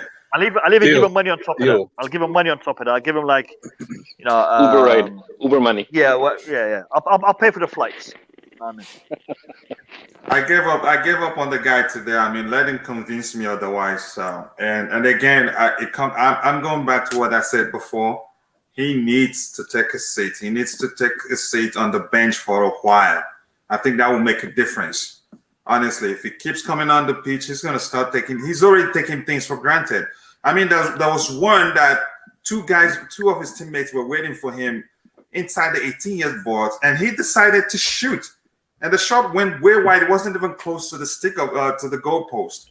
And he was making now he's finding excuses, and that's a sign that it has gotten worse. So he needs to take a seat at the bench for a while. And believe me, that's a reset he needs. And it will help him learn that his work even harder than he's been working. I'm tired. I'm no more gonna defend him. You know, today was so bad that I want to see Tammy back. Yeah. I could see DJ saying about the pre-season and everything else, but I keep saying this as well to DJ. I saw him a lot in the Bundesliga, and he was missing those chances in the Bundesliga. Anyone who saw him in the Bundesliga would know that he needed about 6 chances to score 2 goals. You know, and this was a regular. This wasn't just one-off. You know, I don't know if any of you guys watched Bundesliga because obviously that was the only league that we could watch when everyone else was a blackout. And when I knew that we were linked with him, or closer linked with him, or even when Liverpool linked with him, I was following this guy closely, and I'm thinking, you know, we don't create that many chances in the Premier League. He's getting 2 chances at best. He's not getting 6-7 chances to score goals, and. You know, some of the defending. If you go back to his goals, anyone of you look on YouTube at some of his goals, and the defending in some of those was just comical. But yeah. So I wasn't expecting a great deal. I said it's going to be interesting to see when he comes to Chelsea because all the space. Everyone defends like Bayern Munich, so you know it's just you've got 60 yards to run into all the time. Was he this bad there? When I say he scored a lot of goals, but as I said, his conversion rate still wasn't great. It's still about 1 in 3. He used to get 8 or 9 chances in a match, and he'll put 2 of those away. But Max, the other problem is that he's not even creating the chances. You know, you get those strikers who even create the chance for themselves. Like look at Benzema's shot. He should have never hit the post, right? We having strikers where they're not even creating chances for themselves, right? And he has no self-belief. And we're still not scoring. You know what I mean? Like the likes of other strikers, like even Cavani, Cavani in this team. Oh my God, he's scoring. Yeah. He'll be having those those shots for dinner. Like Cavani, any top striker who is kind of just hungry to score goals. You know what I mean? Like, for example, look, I don't think we're going to get Kane, right? But if we had Kane in this team, some of chances that we might not even see, we might think it's a half a chance. He'll create it and score it, you know? We don't have them in the team. We don't have players who can create a half a chance or actually create a goal for himself. Okay, Werner just has to be there to tap it in. Werner has to be there to be happy to score a goal, right? And we're not even doing that. So that's the huge problem. We're not even having our front three players actually going on themselves and actually contributing to the team. But look, with Werner, man, I'm still going pre-season. But look, you can't pre-season, yes or no, you still can't miss that. But look, Werner knows that. I like his attitude. You know, he keeps persevering, and he says, "Oh yeah, I know I've been missing a lot of goals and I haven't had the best season." But like, when is he gonna get on form? He's got to go against West Ham. You might think, okay, you know, go against West Ham, perfect. You know, now he's gonna be on form, and then he goes and does that again. He's like, I can't understand. I can't understand him. I really can't, because actually in the same match against West Ham, he showed the old Timo. I just can't. That's why it's so frustrating. I love Timo, and I think he can be a good player, but it's just so weird. Like isn't there going to be a time where he's just going to just thrive? Yeah.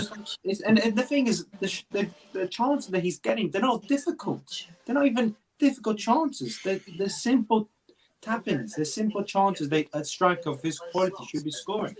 Yeah. That's the one thing I'm annoyed about. I'm not annoyed about because he's not good enough or anything. I'm annoyed about it because I know that he's capable of doing that and he's not doing it. That's why I'm annoyed. I'm not annoyed because he's a bad player. I think he's a good player, but he's just not doing those things where he should actually be doing. Can I address the Draki's comment in there about Didier Drogba? Because Didier Drogba and Timo Werner are the same age anyway. They're 25. So, and before Didier Drogba came for Chelsea, when he was at Guinea, he scored a ratio of 1 and 2. He scored 20 goals for them in 45. And then when he was at Marseille, he's got 19 and 35. Again, like a 1 and 2 or just under a 1 and 2 ratio. Okay, his first season at Chelsea wasn't great, but what you saw with Didier, although it wasn't great, you saw the makings of a good player in there. And I'm not saying that Timo, Drogba wasn't missing chances at a rate of what Timo's missing. And I think that's where the frustration is with our fan base, is that he's not missing difficult chances. He's missing chances that even Chris Sutton, as you said in your thing, or Robert Fleck would probably have scored, for us if presented the opportunities.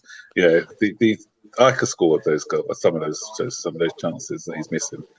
These are big chances. Listen, guys. The only reason why I'm actually defending Timo Werner is because our fan base is just so. I'm not knocking at you guys, right? Yeah. If we had no Roman Abramovich, you guys would not be saying get rid of Timo Werner, 100%. Yeah, right. Because we have DJ came back on the stream just to tell us. I'm just going to say, just to defend Timo. He defended his man. I'm going to defend him, right? And I'll defend Kai Havertz. He's defending his client. Even Hudson-Odoi, because a lot of people are knocking Hudson-Odoi, and I said to you guys, people just need to give these guys time. I always said it from the start. I used to watch the Bundesliga quite a lot, Max, just like you. Yeah, I get he missed a lot of chances as well. I get all that. Yeah, but all I'm basically saying is is as a fan base, we just seem to get out of patience so quickly with a player who's only just come to us for one season so far. And he's missed sitters. I get that. Any fan will be frustrated. Even I'm frustrated that he's missed sitters. Even for Germany, he's missed a few sitters, right? But all strikers go through this, right? And just imagine we go and get Haaland, guys, right? We get Haaland, okay? Brilliant. He starts missing chances like that. What are you guys going to then say? Sell Haaland.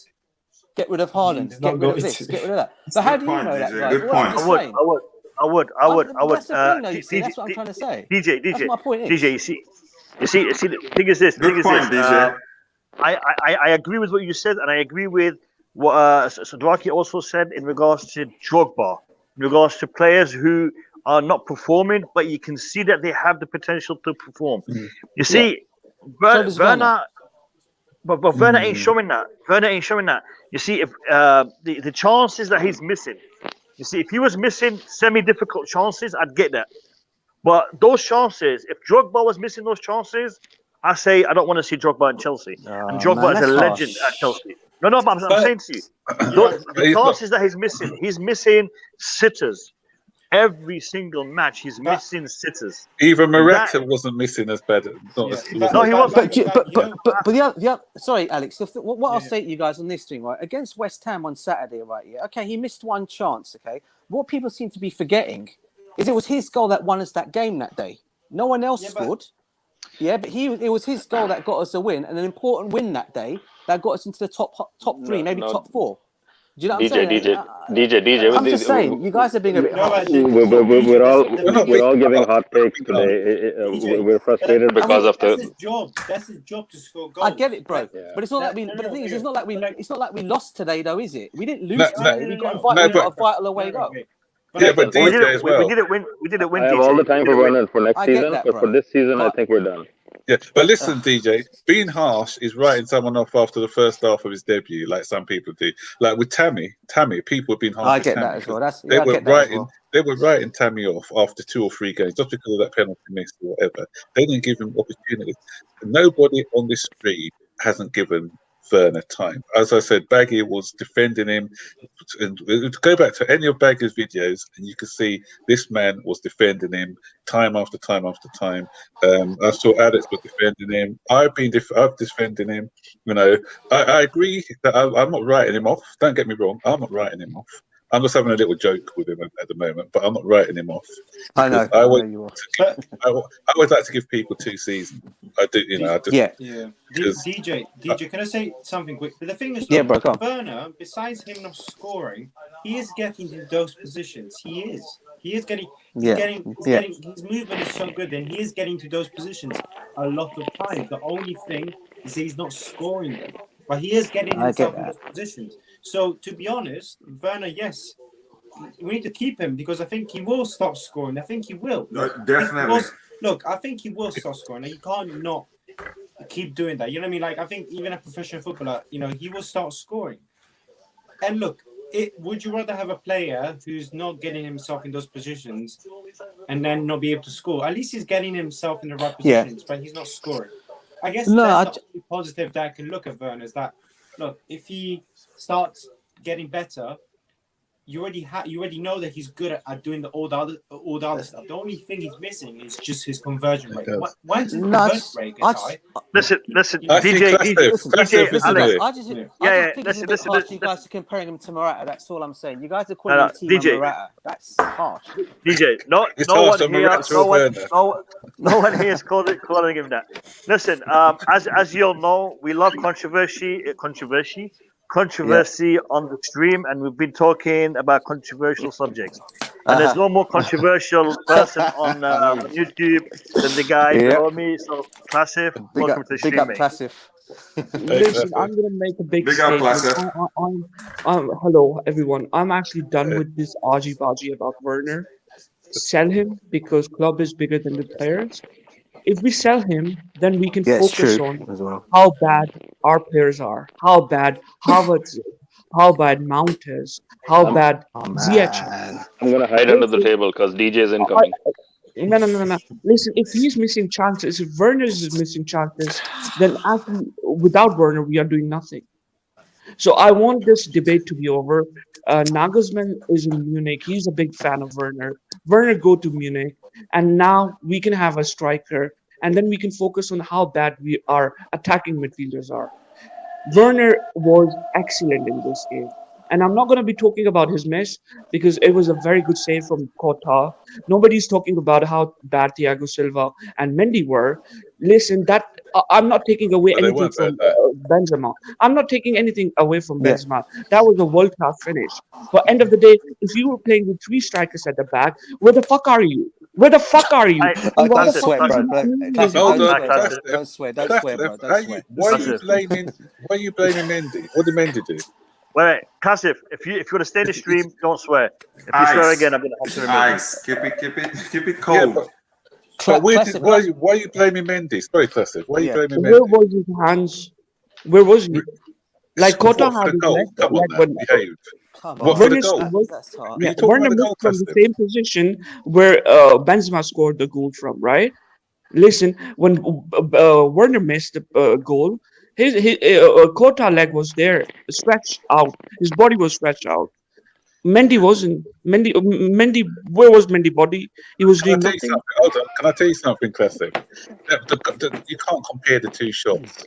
One of them was a Snell could have overtaken the shot taken by Werner. Okay, it was that weak. It wasn't weak, but it was weakish. The shot that Benzema took, he put so much power into the shot. You can't blame the goalkeeper for that. That's ridiculous to try and I blame think the There was goalkeeper. I think seconds. we can argue that the defense should not have If you watch, allowed the ball to get to Benzema to begin with, but I think Benzema's shot Pulisic had was world class. from Werner position. Pulisic head from Werner was 1 second, and what do you call it, from the Benzema goal, the head came from to Benzema was more than 1 second. So our defender and our keeper had more chance to think, more way to stop the goal, but they didn't. You should So play two Right. goalies. I'm not having it with the Classic. goalkeeper. I'm not Classic. having it with the goalkeeper. Classic. Can I That's just not. ask you a quick question, bro? A quick question for you, Classic? Yeah. What is your issue with Kai Havertz and Mason Mount? Just out of curiosity. I know for the fact the problem lies in the attacking midfield because Werner was doing the interceptions too. I mean, people are giving credit to Mount. I'm not giving credit to Mount. I think it was Why? Werner who was Why? doing the more kind of Yeah. Yeah, I agree on helping that. Jorginho in Kante. And Yeah, I agree on that. Mount had a one clutch movement where obviously Pulisic then gave the ball to Werner. Other than Right. that, he was dead. Ziyech, I'm also a bit angry with the subs. Like he should have subbed Aspie for Reece James, but he should have given Pulisic and Werner 10 more minutes, at least 10 more minutes. Havertz came into the pitch. Ziyech came into the pitch. Only 2 minutes of brilliance, like only 2 minutes. That's like when you come on the pitch, you're like excited, and only for 2 minutes they were excited, and then they were dead. Nothing happened. Can you show my screen, please, Baggy? Show my screen, please. One second. Enlarge my screen. Yep. And I'll show the goal. Is it mine enlarged? You have to hold it for a second so that your camera adjusts. And okay. Right. Come on now. Look at this passive. Tell me how Mendy is to. How's Mendy? Come on now. Come on. How's Mendy to blame for that? Tell me. No. I'm talking about Mendy now. I'm not talking about Thiago. I'm talking about Mendy. Yeah. Show me how Mendy can save that. That was poor from our defense. Look his position. No, he comes forward. No, you can't blame it. Are you for real? That's skill, man. I think That's, the angle, that's skill, Classic. I mean, that's. If you show the goal, the angle from behind the net, you will see that it wasn't Mendy's fault at all. That ball wasn't even close to his face as you're seeing it. But from the angle that Max showed us, you would think that it was his fault. It was never his fault. There's no way he could have stopped that. No. It was a defense fault. They should have. I agree. The defense should have cleared it. I'm not giving. Mendy can't have. No, he can't. He couldn't have done anything about it. And you can't compare the Mendy shot with the Werner shot. Werner didn't. It was the same velocity as Benzema there. You know, Werner miss. Can you show the Werner miss? Let me see if I can find it. And anyways, I'm not here defending Werner, to be honest. I mean, he should be scoring goals. He's one of our best. Yeah, thank you, Stribia. I mean, if you're talking about stats, he has better stats than Mount. Mount has 20 assist goals. Werner has 23, and today, 23. Havertz has only 19 assists in a goal. Werner has 23, and Werner has played less than Mount. So one second. I'm not defending Werner. Yeah, hold it steady for a while. Yeah, keep holding it. Luka Modric, pasado está Pulisic, la pelota que vino para Pulisic, el primero, cerca There's no power in that shot. No, but there's no power in that shot. You don't even need power. You don't even need power to score this goal. You need finesse. The problem, yeah, he hit the keeper. He didn't even aim for an angle. Yeah. That's the problem. If he just literally put it a bit on the side, but that's the problem. Look, we lost this game because of our clinical edge. We didn't have the clinical edge. If we had a player like Benzema on our team, we would have won this game 100%. That's what we were missing. Because look, brilliant play from Mount. And that's Mount, the guy who's counter-attacking. Yeah. You know, look, look in the final phase, we were brilliant. The only problem at the moment with Chelsea is the same old problem. That's got to bury it from there. We can't score. We can't score. That's a problem. That wasn't a good save. That's the problem. If it was Benzema, that's in the back of the net. No, that's in the back of the net. Yeah. Burton, the thing is, like, when Werner is on the pitch, we are missing goals, but we are scoring goals too. Like, Werner is missing goals, but our team is scoring goals. But when Werner is not on the pitch, we are doing nothing. We are dead. Who scored 4 goals for us against them? Was Werner on the pitch when we scored 4 goals in Spain? Yeah, Crystal Palace, was it?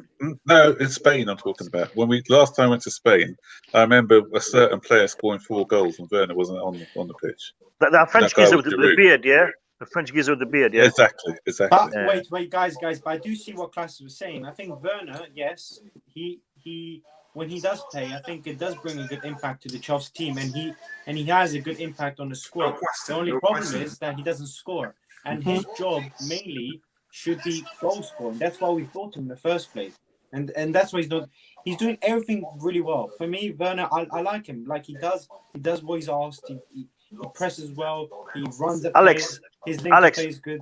Yeah. Should we classify Werner as a winger and take the onus off him from scoring?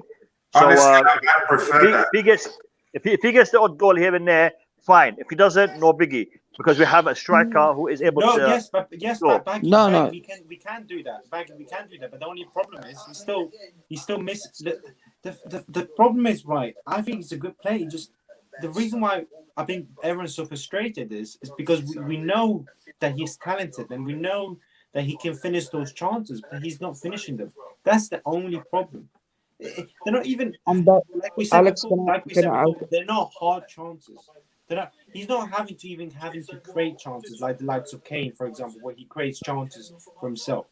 He's just there to really just finish the dinner for plays, right? And he's not even doing that. And that's the most frustrating thing, because we all know the Timo Werner last season, he would have had those in his pocket. Thank you very much. That's a goal for me, you know. And he hasn't done that. And as a fan, it's hard. It's hard to take because you want your players to succeed. And I love Werner, man. I love his attitude, and I want him to do well. But him not scoring goals. I think my question would be then, if that is the case, then is why, if this is the whole scenario with you guys, and you know what, the thing of all these guys, I agree with everything you guys are telling me, right? All I'm basically trying to say is, I just think we shouldn't just ride our time out on Timo. That's all I'm saying. Because that's not the case for me. Let me just. I was just going to say, if that is the case, then how come Thomas Tuchel is picking him? Then it's not because he's forced to pick him. He's trying to fix him. But he must be seeing something, isn't he? He must be seeing something in training he likes. DJ, I agree with you. He sees something. I think I understand why he's playing him every time. It's just he's not scoring. He likes him because he's mobile. He likes him because his link-up play is good. The only problem is they miss. Like we all saw Tuchel's face when he missed. Yeah, I know. Against West Ham, you know. I think Tuchel even knows that himself. And look, Werner knows himself. He's not scoring. Tuchel knows that Werner's not clinical at the moment. But besides everything else, you know, maybe Baggy's right. Maybe we shouldn't rely on Werner now to score. Yeah. You know, maybe Werner. That's my point. That's my point. Werner could be a squad player next season. We bring another striker, you know, and maybe Werner's the type of guy that he doesn't maybe thrive under pressure. He needs to be around the play who can get the goals, and then he can chip in with the goals. Maybe it's going to have to do that for the moment, and then maybe hopefully we see Werner. You know, man, look.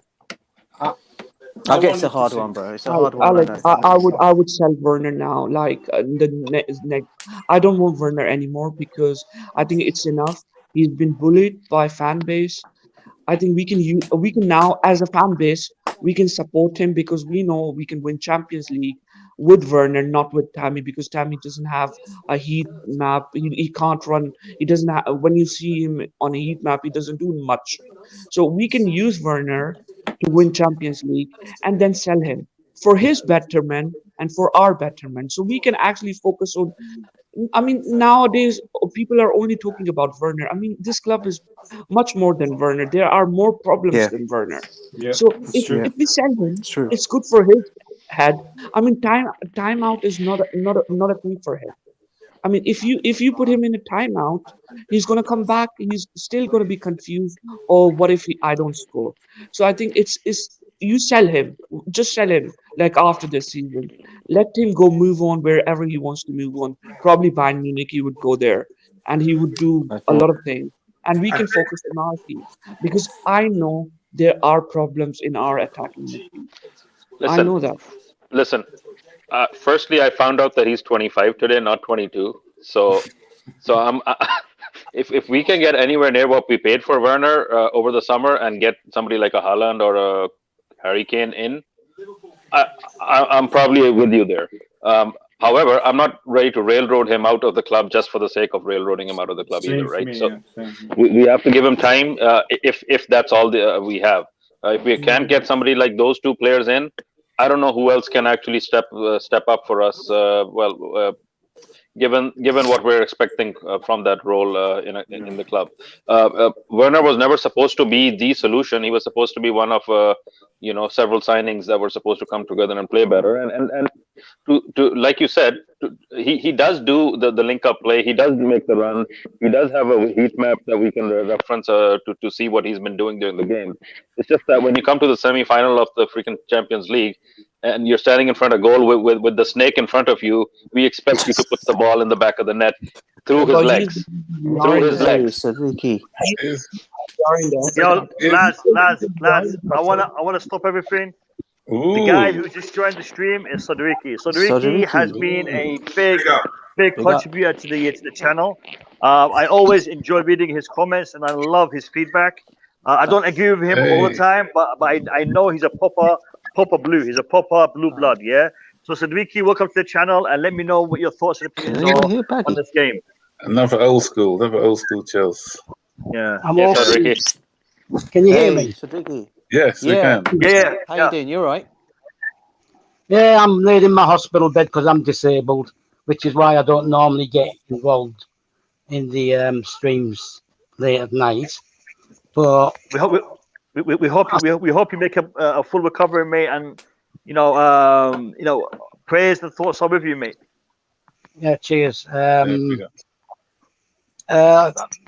like to I've made the point in the comments below, but I'll make it verbally as well. The likes of Ziyech, I've watched him for 3-4 years at Ajax, because when I was a young lad and I started supporting Chelsea, I also started following Ajax's fortunes, and I've been across a few times. I've got mates in Amsterdam. So Ziyech, Havertz, Werner, right?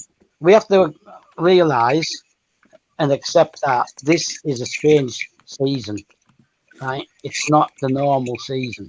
You've got guys coming into a new league, new country. Most of the time they're locked in, right? Like the rest of us, locked down. I'm locked down in Cyprus at the moment. And they can't have family over. They can't travel to their own country. So settling in is even more difficult than under normal circumstances. Plus, they've not had the chance to play in Stamford Bridge when it's full. And that supportive crowd, right? Getting behind them, bigging them up, picking them up, building up the confidence. I used to go and stand in the old clapped out shed, and that was so far away from the pitch, but the buzz you got from that stand, the whole ground, these players are not getting this, right? They're not having this. I think that we should start judging them by next season. I don't think we should get rid of any of them, right? Werner is a second striker. He's not a lead striker, right? And he's played most of his career feeding off another main striker. It'd be like you'd stick him with Jimmy Floyd Hasselbank, for example, and Ida Good Johnson, that combination. Kerry Dixon, David Speedy. He's the Speedy and he's the Good Johnson, right? Goals are in him, but he needs to feed off them off a main striker. Right? I don't want to just fob them off, get rid of them or whatever. The difference between people like Morata, right, Shevchenko, whoever, they all had that support from the home crowd. Right, we've got one of the best away supports, right, in football, and even the way to get right behind these players. These players have come in, right, no support whatsoever from the ground, right. I get the misses, right, and I'd like to see him just put his foot through it, Werner, occasionally, instead of like namby-pamby, if you want to put it that way. You used to have Kalou, right? If he had to stop and think, he was a waste of time, right? But if the guy just clean through and goes for it, right, bang, he was better. But he fed off Drogba as well, and Elkin and Drogba, right, all feeding off each other. I think next season, just my opinion, obviously, that Tuchel is going to have to find a way of playing that suits all the players he's got. I get why he's playing the way he is now, and he's made us solid, right? But I've seen it all before. I've seen people like Robert Fleck, 4 goals. Chris Sutton, 2 goals. Chris Sutton, 1 goal, was it? Right? Alan Mays, right? You know what I mean? Like, these Teddy guys. Maybank. Yeah, these guys, right, that we've got now, they're quality, they're top-class players, right? But they've had to come in and settle in difficult circumstances, right, which other players have had the support from the crowd, right, to settle in. And when you're coming in and you can't even go to see your family on, like, your weekends off or whatever, like when you're not playing and going back, they can't even do that. Because if they go out and then they come back, they could be somewhere where it's okay when you leave, right? But then you get Boris telling you got to be back by so and so, or go into isolation, right? Which, okay, I get all that. I get that you need to do that, right? But these are totally different circumstances. These guys are coming in and they're having to do something players have never had to do before, right? And that's basically they're in a bubble, and that's it. They're in this bubble. That is a good point you've made there, actually. Yeah, very, very good points, and especially the bit about being on their own. I think Baggy, you've addressed that a couple of times as well on yours, because like when you're going through a bad time, you just need that supportive family member or something to help you through it. And what we are forgetting, obviously, joking aside, as I said, I was having a bit of a laugh with him. But what we forget in these guys, okay, he's 25, but 25 is still young. You know, it's still a young age. 21 for Havertz, that's still a young age. And you know, these guys without that support unit, it's going to be you know, if you're struggling, then it's going to be difficult. Yeah, they're all in the development stage, right? A lot of them are young. Okay, Ziyech's older, right? But the UK is totally different from Holland, right? When you move from Holland to the UK, I mean, you only have to look at the social on the media, like the abuse some players get, right? That's not going to help either, right? And when you got people like, I'll put it another way.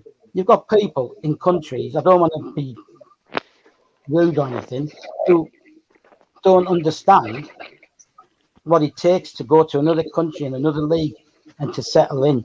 And especially with these new circumstances that we're in now, right? And I mean, say Mason Mount, Frank Lampard's son, right? That's absolute nonsense, right? Total absolute nonsense. But these people don't stop doing it. They carry on doing it. No matter how many times Mason Mount's proven himself on the pitch, right? He still keeps saying it, right? I mean, let's take the African continent, right? Just when you take the African continent, I used to be in a Facebook group called Blue Boys from West London, right? Which was basically just Africans and a few from Europe, right? And we left because I got sick and tired of some of the crap they were coming out with. like, oh, Essendon's garbage, right? Because he's from Ghana. Mikel's better because the person making the comment is from Nigeria, right? So now, I hate to say this, but there's a lot of people who are having to go at Mason Mount because he's white. Right? I'm not saying anybody in this group, but in the continent of Africa, right? And I if you go in Chelsea's official Facebook page, right, and you look at some of the comments on there, they're ludicrous. And if you go in the Chelsea women's Facebook page, some of the stuff they come out with, right, is absolutely childish, right? Absolutely childish. So Sadiq, if I can talk to you for a second, this is a topic that that unfortunately will never go away. There is always going to be racism. There's always going to be bigotry and prejudice between the fans and between certain fan bases. You're always going to have bias towards a certain group over others. I'm not going to call it human nature. I'm going to call it is what it is. But us as fans, and as you can see by the screen in front of you, okay, we have every color under the sun in front of you, every religion under the sun in front of you, and the thing that holds us together is the love of our club. On the screen right now, you got multiple countries. You got North America, you got Africa, and you got Asia in the stream. Doesn't for us, Chelsea is what unites us, and that's all that matters. All of this other stuff, it does have an impact, and I agree with you. It does have an impact, and it is agendas that are unseen. I know Mason Mount was getting a lot of grief because he's an English lad, and when I was trying to promote him playing down the centre rather than being on the wing, a lot of people were taking that as me being anti-Mount, and I had comments in my videos. Mount shouldn't be this. Mount is English. Mount is Lampard's son. Blah blah blah.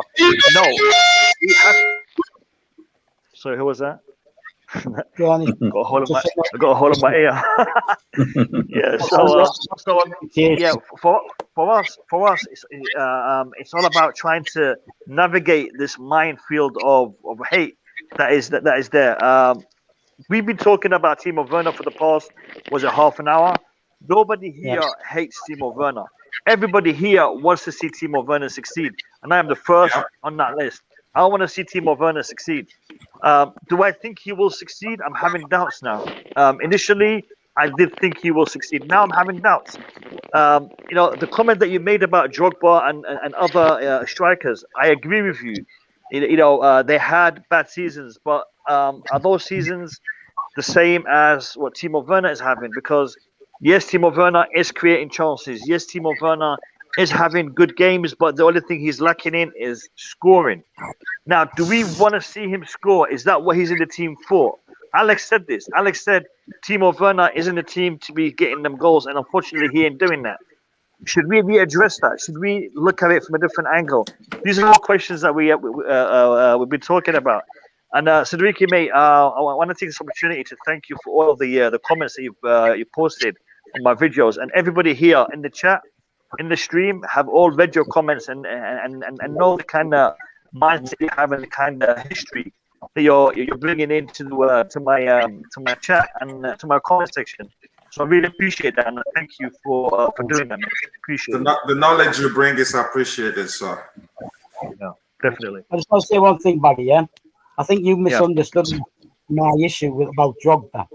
Right, my issue with Drogba is that he was playing second division football until he moved to Marseille. Right? Yeah, that was me. That was me. By the time he come to Chelsea, he was 26. Right? He's a god. For me, he's a god. Right? He's a god. Same can be said for Kante. Well, Kante's a god as well. Listen, all I see is blue shirts. They all wear the shirt. There's been players that I've not always been keen on, but once they cross that white line, wearing our shirt, if they give 100%, right, that's good enough for me. And then let's face it, my first ever live game, because you might not be able to tell from my accent, but I grew up in Middlesbrough. Yeah. I grew up in Middlesbrough. And my first ever live game, and I had to nick out, right, and not tell my mum that I was going with my mates from school, was at Middlesbrough, and we lost 7-2. Right, and it was I remember that game. Did Peter Oscar scored in that game, didn't he? It was Peter Osgood's first game back. Yeah. Right, he scored after 5 minutes. Yeah, and then we just got mullered. I was at Forest when we lost 7-0. Right, I've seen all of it before. What about Rotherham 6-0? Were you at that one? 6-0 Rotherham. Yeah. Listen to these two reminiscing, man. I know, but listen. When we were 2-0 up and lost 3-2 in the cup midweek, right, in the night game, and I've been at plenty of embarrassing cup performances, right. I've seen us get relegated. Obviously, getting relegated. Yeah, me too. I've seen it. Into Middlesbrough wasn't a very good one for me because I was still living there.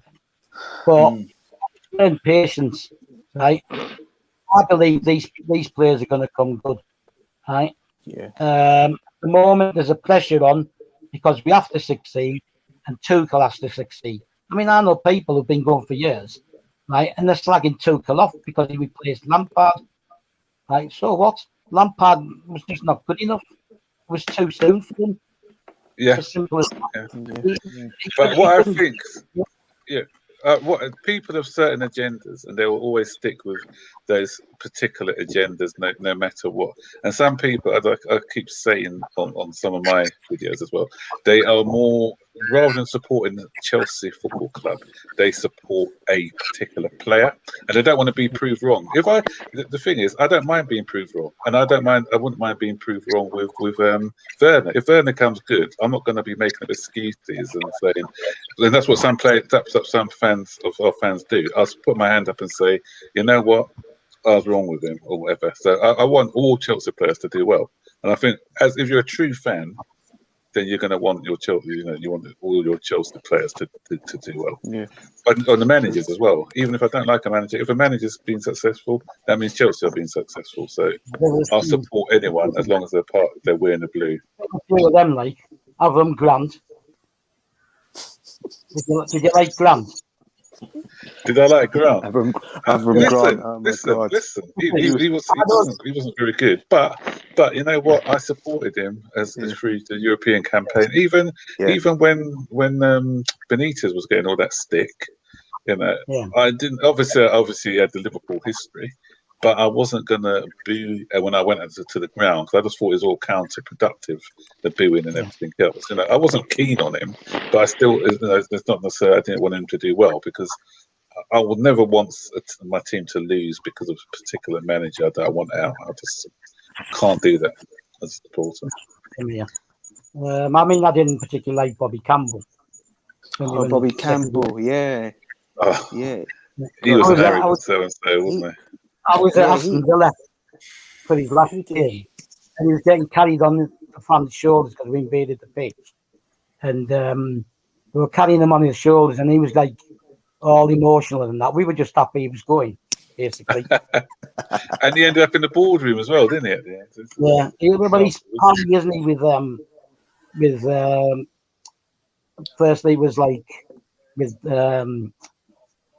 Ken Bates, and then it just moved on, didn't it? Yeah, I mean, he was respected within football, wasn't he? So, but the biggest joke's Grant, because I watched Cyprus v Israel when he was manager of Israel, and Cyprus beat them 3-2, and he didn't have a clue. He didn't have a clue, I followed. But he never did. Were you at the cup final when we played against Tottenham when we lost 2-1? Yeah, that cup final it went to extra time, and it was John Terry, the one doing the team talk, and he was just standing around on the periphery, scratching his head. Yeah. Well, the biggest laugh was. I remember that. I listen. You two should get a room. Seriously, you two should get a room. No, you know what? I'm so happy that Soderaki came on today. We have had so many passionate debates in the chat boards and in the comment sections of both of your channels' videos. I'm so happy that he came on today. It's a pleasure to have you on, and it's been a pleasure to listen to you talk about Chelsea the way you have. So please feel free to join us anytime you feel up to it. It's really Well, nice to see you. Sadraki, as well. I plan to do this once the season is over. Is to have like a reminiscent stream, and I've already spoken to DJ Sab about this. So, and then this would some of the younger people can learn about the history of the club and where we've come from. So you seem to be quite knowledgeable on your stuff as well. So you're free to come and join that stream. I'll let you know in advance when we're going to plan to do it.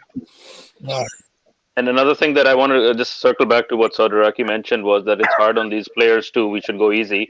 I heard a very sad thing the other day. Ziyech was talking about how he spends time during lockdown, and he said he spends time during lockdown on his PlayStation playing with his old friends from Ajax. He's not even friends with the local Chelsea kids. That's how sad it is that here's a player that's come to our club and he's just stuck in his apartment and he has to go reach out to his old buddies just to get through the day. And that's the kind of psychological space these kids are in, these new players are in, that have come into a new country, a new town, a new club, and they're just staring at four walls. It's not a healthy place to be mentally to begin with. And yes, some of them are struggling more than others, and it's easy for us to as banter to take the mickey out on them in the chat groups here, but if you're going through it, they need our support as fans, and 100% I'm agreeing with that we have all the time in the world for these guys to find their form. It's just that we want to see them scoring every game in, game out, and sometimes these are hot takes and we get carried away. But you know what? This what makes it even more remarkable as well. The way that the teams bonding together, because back in the day, the way they used to bond.